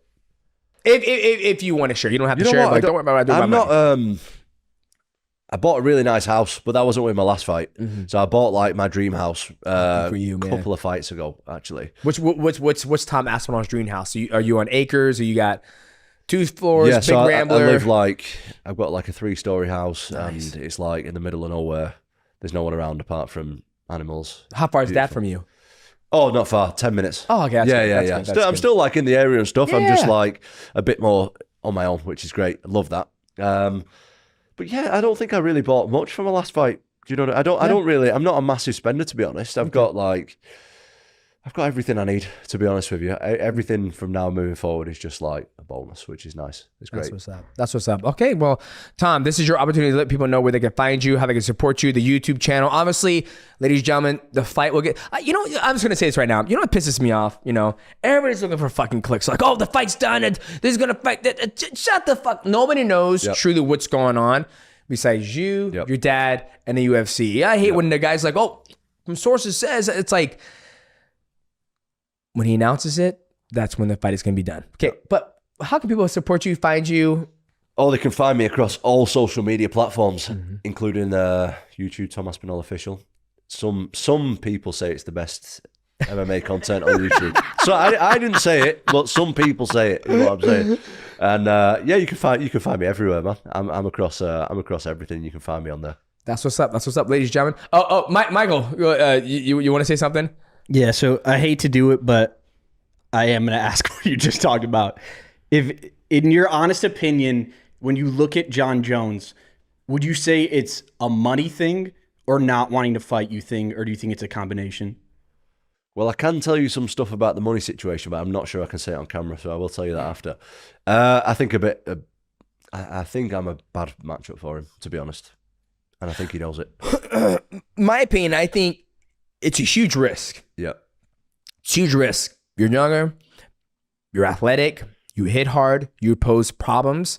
We don't have much data on you, meaning that we don't know what happens if you do. And this is me speaking from an analyst and like my experience in MMA. Like if I was to fight Tom Aspinall, okay, what do I need to do? Okay, he's very fast, very athletic, light on his toes. Okay, he blitzes across the void.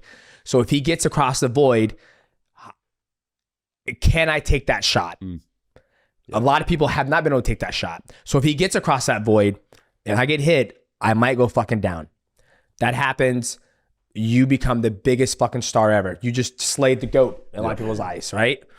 Or if I go out there, Jones' eyes, if I go out there and I beat him, it was just as his words said, he's here today, gone tomorrow, right? So that's my opinion, like from his standpoint, or maybe he wants $30, $40 million. I have no idea, right? That's my opinion. Go ahead, give your piece. He asked a question. So it wasn't directed towards me, it was directed towards you. I honestly can see John's point of view. I get it. I get it. It's just about the title for me. I just want the title, that's it. Does nothing else really matters. So I get it completely, get his point of view, get what everybody's saying, completely understand. I just want to prove I'm the best. That's all. you're like, let me do my thing. Let me fight. I just want to fight. And I think that's the respectful way to go about it. It's like, you don't care if it's John, and it's no disrespect to John. It's no disrespect to anybody out there. You're just trying to fight. Yep. I just want to fight. Yep. And like I said before, at the beginning of the podcast, is that this is the only sport where somebody's putting you on ice. And it's not necessarily, it could be not necessarily John. It could just be, they're trying to make him do something. He was like, you know, guys, I'm just, I got 50 million to bank. I don't really need to fight. And then you're like, can I just fight? Give me whoever. Give me somebody. I think I saw the other day, it's like, you know, you and another athlete have the longest reigning interim championship of like 600. I don't know how many fucking days it is, but it's yeah, unfortunately beat it. It's not a title that you want. Exactly. But people out there keep track of that shit, and it's like, guys, you know, I said this. I was very outspoken about this a while ago, when it's like, I thought there was no point. My personal opinion, there was no point, and no disrespect to Stipe. He's an amazing athlete, amazing career. I thought there was no point for Stipe to versus Jon Jones. When you have a heavyweight champion and you have an interim champion who's defended the belt, who are both healthy, that is a fight that's supposed to happen. Stipe, and like I said, you know, mixed martial arts is the one sport where you can get a world title fight off a fucking loss. Can you imagine that? Can you imagine in the sport of boxing or the sport of basketball? 4 years too. In 4 years. Yeah, I never thought. Yeah, it's crazy. In 4 years, you get a you get to fight for the best prestigious world championship after getting knocked out. It's weird. It's definitely weird. Fucking mad. It's weird. Yeah, it is. And it's just, it blows my mind. So I think that was a fight. You should come back in 2029. Well, only thing I left as a champion, so that'll make more sense. But it's the only, and it just blows my mind. It's like, you had a healthy champ. So, but we can beat this dead horse. Obviously, you know, when the fight happens, whether it's him or whoever, you know, I can't wait to see it, because we don't get enough time to see you fight in the cage. Yep. Right. And it's very unfortunate. Michael, do you have anything else for him? So I just signed a new deal with a clothing company called Champion. Oh, you familiar? yeah, I know Champion. Yeah. So they used to be like big in the UK, but it was in like the 80s, 90s. But now they kind of like don't really exist as much over here. They're more of a US company. I wanted to like try and jump on that to be a little bit bigger in the US. Yeah, and absolutely. they're gonna bring it back here and do like a combat range with me, like facing it up and start getting into combat sports and all that. So that is kind of like that's a big deal for the UK. Absolutely. And for me as well, to be like have such a well-known company involved in combat sports. You know what I mean? I'm like pretty happy. Man, you know, as we sit here and we go through this conversation, I feel like there's not a lot that comes out of the UK, right? Like from what you're speaking, like there's not a lot of pathway to get to the UFC. There's not a lot of, you know, you're going through it and you're like, man, I don't know if I should do this. I'm fucking broke. You know, I owe dad $50,000. Haven't been able to pay him back. I got 3 kids. And then you finally make it, and you headline the, you know, London O2 Arena, 22,000, you know, fans. They're all rooting for you, and for you to be able to, you're like a beacon of light out of the UK right now.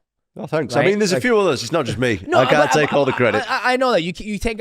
I'm not saying you're taking all the credit, but you're doing right by, as a martial artist and as a good human, by you're leading by example, right? Anybody who's struggling in the UK, it's like you look at Tom Aspinall. You also look at, you know, other good who came out of the, you know, London, Michael Bisping, right? But right now, you're not out there bashing your opponent. You're not out there talking shit. You're like, hey, you know what, guys? I just want to fight. When the UFC and John, they figure their shit out, call me. Until then, me and Charlie are going to be in the kitchen with my dad. We're going to be cooking up and preparing ourselves, doing good stuff on YouTube, and also getting ready for the fight. And while I'm doing that, I'm also going to be signing deals to bring awareness to the UK with champions. That's what I'm trying to say, right? You're leading by example, where people from the UK who live in Keighley, who come from impoverished areas, they can look to your story and have hope and be able to look towards and do something. Yeah, that's what it's all about. I think definitely. So that's how I feel. That's great. That's great. So, okay, hang on. Now I close the motherfucker out. Okay, you call it. 3, 2. It's so hot in this. You've got to be hot. I'm absolutely roasted. It's like, oh. All right, All right, cool. all right, all right. All right, cool. Okay. 3, 2, 1. Well, Tom, it's been an absolute pleasure for you to come join us on the MIGHTycast. I truly appreciate you taking the time. Thank you. Bringing Charlie, bringing your dad. And boys, if you guys enjoyed this episode of MIGHTycast, please like, subscribe, and also hit the bell to know when we go live. And please leave a comment down below in the comment section. Let us know who does have the best YouTube channel. Is it Tom Aspinall, or is your boy Mighty Mouse, or is it another YouTube channel that we don't know of? As always, I'm your host, Demetrious Johnson, and as our guest, Tom Aspinall. We will see you guys at the next episode of the MIGHTycast. What is going on, boys? Welcome back to another episode of the MIGHTycast, and this is the part of the MIGHTycast where we call it the Mighty Recap, and it's where we recap everything we just talked about with our guest, and our guest was Tom Aspinall. Wow, what an amazing treat. Yeah, no, I mean, we've had a lot of good guests, but like, this is the baddest fucking dude on the planet. And when you meet him, is just the most chill motherfucker that you will ever meet. And he could just kill any human being in like 1 minute flat. I hope not. I hope we wouldn't kill anybody in 1 minute flat. I'm saying he could. Oh, okay. Good. Yeah, man, I think it's kind of cool to be actually get a chance. We've been going back and forth trying to talk to him, get the MIGHTycast set up, and it just so happened to work out that we're here in Keighley in the UK, and to talk to him. He's very intelligent, and I love the father-son trainer athlete dynamic duo between him and his father, right? Like, I couldn't imagine my dad training me for all those years, right? And he said he started at a very young age, at 8 years old, always going to the gym. And I thought he started off boxing when he first got into mixed martial arts, because you look at the way he moves like a lightweight. He moves like not like a traditional heavyweight. He's light on his feet. You notice when he fights, his heels rarely touch the ground. They're always on the balls of his feet. He's in and out, blasting across the void and knocking out his opponent. And it is absolutely crazy that he has his whole UFC career fight time is under 3 minutes, under 4 minutes. Like, he's never made out of the first round. Yeah, his average fight time is 2 minutes, which is just hilariously low.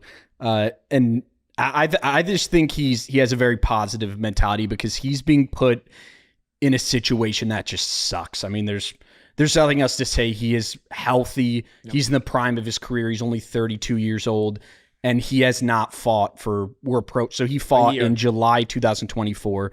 We are approaching a year of someone this is a guy who trains every single day. Just think about it. You go to the gym every day as a professional athlete, and what are you thinking of? He's thinking of Jon Jones every day. He's having guys emulate Jon Jones, and you just have no idea if he's going to get that Jon Jones fight. It's maybe, as I say straight out loud, maybe this is all what Jon Jones is thinking, right? Like, being in the back of his head of, am I going to do this fight? Am I not going to do it? And Tom is just, Jones holds all the cards, right? Yeah. He gets to decide, whereas Tom is like, I don't know if I'm fighting Cyril Gane. I don't know if I'm fighting Jailton Almeida. I don't know if I'm fighting Jon Jones. So maybe that's what John's doing, but it's frustrating as a fan. And for him, it probably has to be the number one guy that it sucks for. Oh yeah, 1000%. And I think we spoke about it a little bit on the podcast, how if I feel that if Jon Jones does accept this fight, it's going to be an MSG November. He's a creature of habit. He likes that big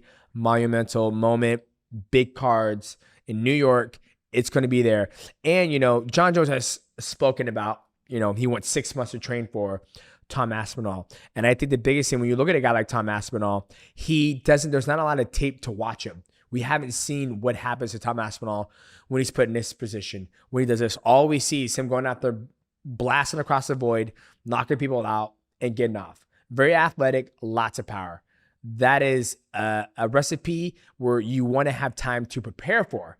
But how do you prepare for somebody where you don't really know what they're going to do? And the frustration on Tom, I agree with you. He is going about it the right way, because, I mean, he hasn't been bashing Jon in the media. He hasn't been bashing nobody. He's just basically saying, like, guys, I'll fight when they let me. I don't care who it is, whether it's Jon Jones, whether it's Sergan, Volkov, whoever it is. I just want to fight for the undisputed heavyweight championship. And it is crazy that he just got the record for the longest interim champion ever in the UFC. Can you believe that? It's like I said before, this is the only sport where you can have somebody stifle your career because they want him to fight. No, they want him to fight John Jones, but John Jones hasn't come to the table from our understanding right now for Tom Aspinall. So I'll ask you the same question I asked him. If you had to guess, is it more John Jones wanting to be paid and that's the holdup, or do you think John Jones legitimately thinks this is not a good matchup and is holding out to keep that undefeated record? I think John Jones. Well, you say he's not undefeated, which that's by the way I disagree with, but yeah. What are you talking about? God damn it. Here, let me prove you fucking wrong like I proved Rampage Jackson's black ass wrong. Let me go to throwing here 12-6 elbows that he wasn't even really throwing. Here, in a fight he was completely dominating. I'm not going to count that as a loss. Let me go to Wikipedia. I said I did Shirt Dog last time. Let me go to Wikipedia. I just derailed this whole mighty recap by saying John Jones is undefeated. John Jones. Hang on. Shit, here. Hey Siri, has John Jones lost an MMA fight? Yes, never stopped nor outscored during his career. Jones' only professional loss is a controversial disqualification against Siri knows Matt what's up. Hamill. A result disputed by Hamill and UFC Dana White. That's a loss by disqualification. You lost. In a rule that does not exist anymore. Well, guess what? Good thing it doesn't. You know what? So. If I got pulled over in 1995 for marijuana and I go to jail, and now in 2025 marijuana you get it on every street corner in America, does that mean I did? Oh, I didn't break the law. I still broke the law. He broke the fucking rules. So he lost. So, but on to what we originally said. Do you think this dude? Let's put it straight. Yeah. Is he fucking ducking Tom Aspinall, or does he want to get paid? Because I think John Jones, as a martial artist, I think he looks at Tom Aspinall, and I think he does see there's. You can't overlook anybody. I think Tom Aspinall does present some problems that John Jones will have to navigate. Do I think he's ducking him? I think you said it best. John Jones has all the cards. All the cards are in his hands. Where in a legit sport of mixed martial arts, just like the Westland gangster Chael has said in the code of RCW 11.025, that when you have a healthy champion and you have an interim champion, those two should be fighting. That fight between John Jones and Stipe Miocic should have never happened. Stipe Miocic, we love him. Great guy. He got a world title fight against the best athlete in the sport of mixed martial arts, coming off a loss and a long-ass year layoff. It's almost like, I look at it as like it's 4 years layoff. 4-year layoff. I look at that like Jake Paul beating up all these old-ass. No, it was exactly that. It was like a very poor man's version of Jake Paul versus Mike Tyson. Well, not to insult Steve Biggs, he's much better than that. No, not in that context. Why I'm bringing up Jake Paul is that you're telling me that there's nobody else. There's not a 25-year-old boxer in a gym right now who Jake Paul can't fight. You're telling me there's nobody that Jake Paul can fight that's not retired. That's I'm 8-2 in boxing. I won Golden Gloves. I love boxing. I would love to fight Jake Paul. Why I'm referencing that is that you tell me there's nobody else that John Jones couldn't fight besides Stipe.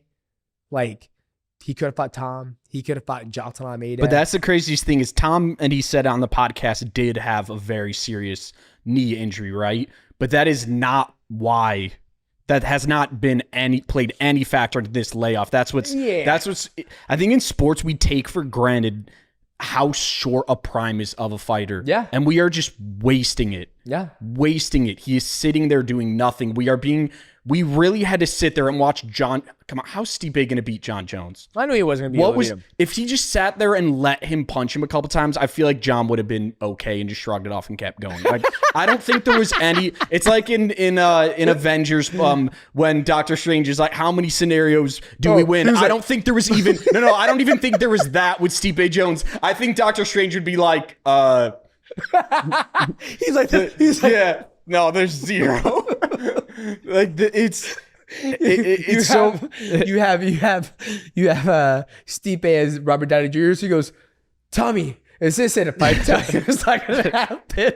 Like nothing against Aspinall because it's not his fault. No, but if we do not get Tom Aspinall versus John Jones, that heavyweight title immediately becomes one of the least valuable titles in the UFC. It is not Tom's fault, but you just sit there like, you pull up the rankings. We were looking at it off camera, and it's Tom's knocked out this guy. He's knocked out the only options are Ciryl Gane and Almeida. He's beat more ranked heavyweights than John Jones has.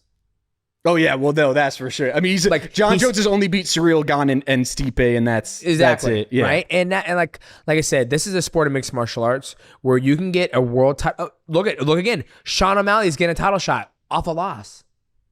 No, John Jones is the smartest guy in the room, and that's one thing I'll give John is he's there. I think there's more to it than people think. It's not so simple of, oh, he's ducking him. Your point was a great point of what if some of it is, hey, I don't have a lot of footage to look at of Tom. So if Tom fights someone while I wait, and then he sees Tom struggle a little bit, or just there's something like, oh, there's a weakness. Right. Yep. Maybe, and then maybe he comes out of retirement like, hey, now I'll fight Tom. Like, well, and here's the thing, right? Like, this is one thing I love about doing this, because we sit here, we talk, and we vibe, we listen to the comments. So make sure you guys get active in the comments. And like we said before, the best comment in the YouTube channel and the Spotify, leave us a review in Spotify. We'll get an opportunity to win this glove signed by me and Tom Aspinall. We should get you signing the gloves too. Yeah, so we'll leave the sweepstake details, but pretty much just leave a comment on the Spotify. Rate Spotify, because when you rate it, I don't know how Spotify works, but when you leave a rating, when you leave a comment, that helps us out a lot. So yeah. But when you look at John Jones, I think that maybe he needs more time, but he holds all the cards, and I think that is the hardest thing when you look at this whole scenario. So do you think it happens? That would, I guess, that would be the finding. My gut feeling, I should say next fight. Yeah, do you think it happens? I think the next fight, I do think John Jones does fight Tom Aspinall, and I do believe it's going to be at MSG. If I had to put that's what my gut feeling tells me, is that he's going to fight Tom Aspinall MSG in November for that big every year card. Like, I feel like the MSG card is almost eclipsing the International Fight Week card. Like, I feel like the UFC puts on two big cards every single year. One is the International Fight Week and MSG. You can unless it's UFC 300 was just bananas card, but that was just a special occasion. But yeah, I think it's always gonna be those two big cards are always, you could always see John Jones on MSG. I don't know why he likes to fight in New York. It's fucking hella taxis over there, but that's just my opinion. Yeah, no, and I'm in agreement with you.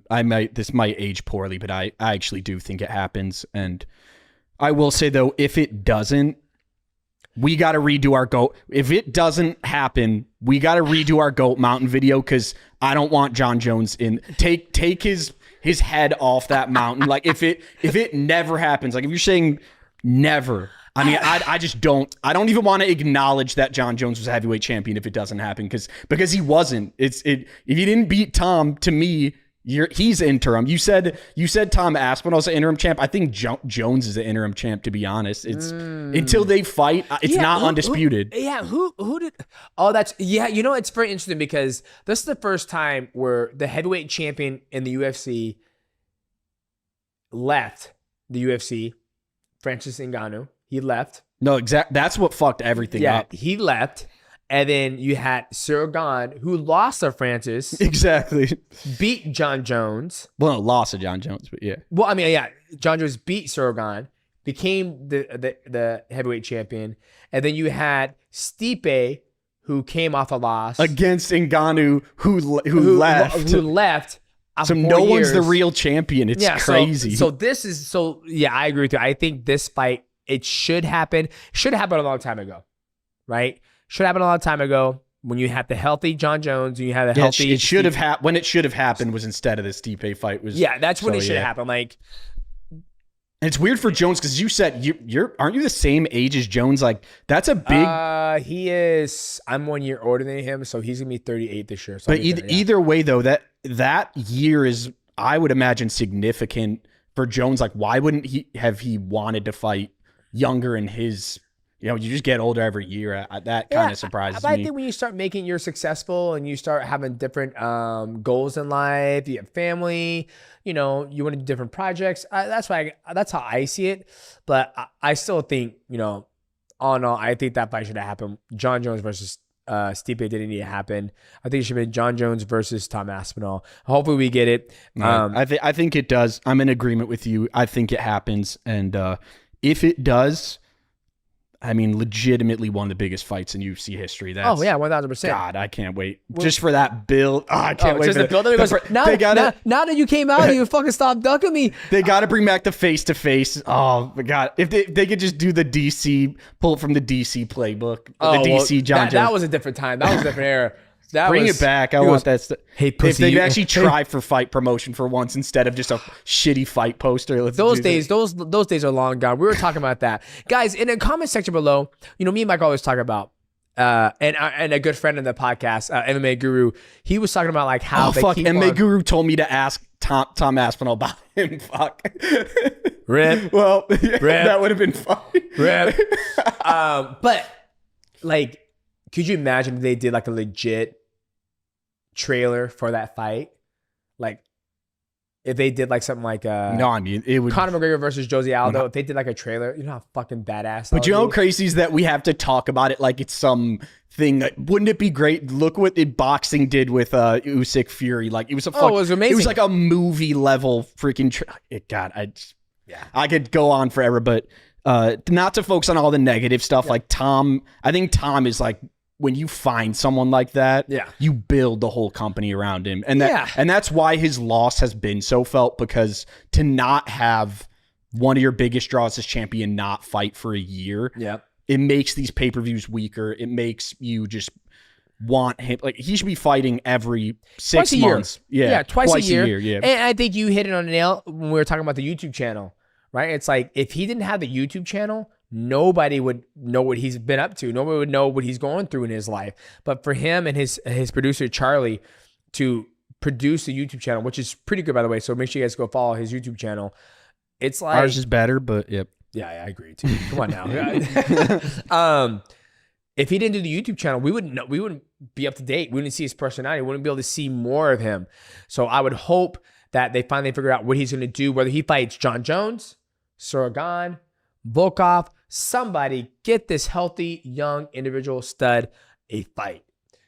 So, boys, if you guys enjoyed this episode of MIGHTycast, please leave a like, subscribe. Also, hit the bell to go live. And like Michael said, he will leave you guys the information to be able to win these gloves. Signed gloves by me and the heavyweight champion of the world, Tom Aspinall. I am your host, Demetrious Johnson. That is my right-hand man, Michael Wansover. And we will see you guys in the next episode of the MIGHTYcast.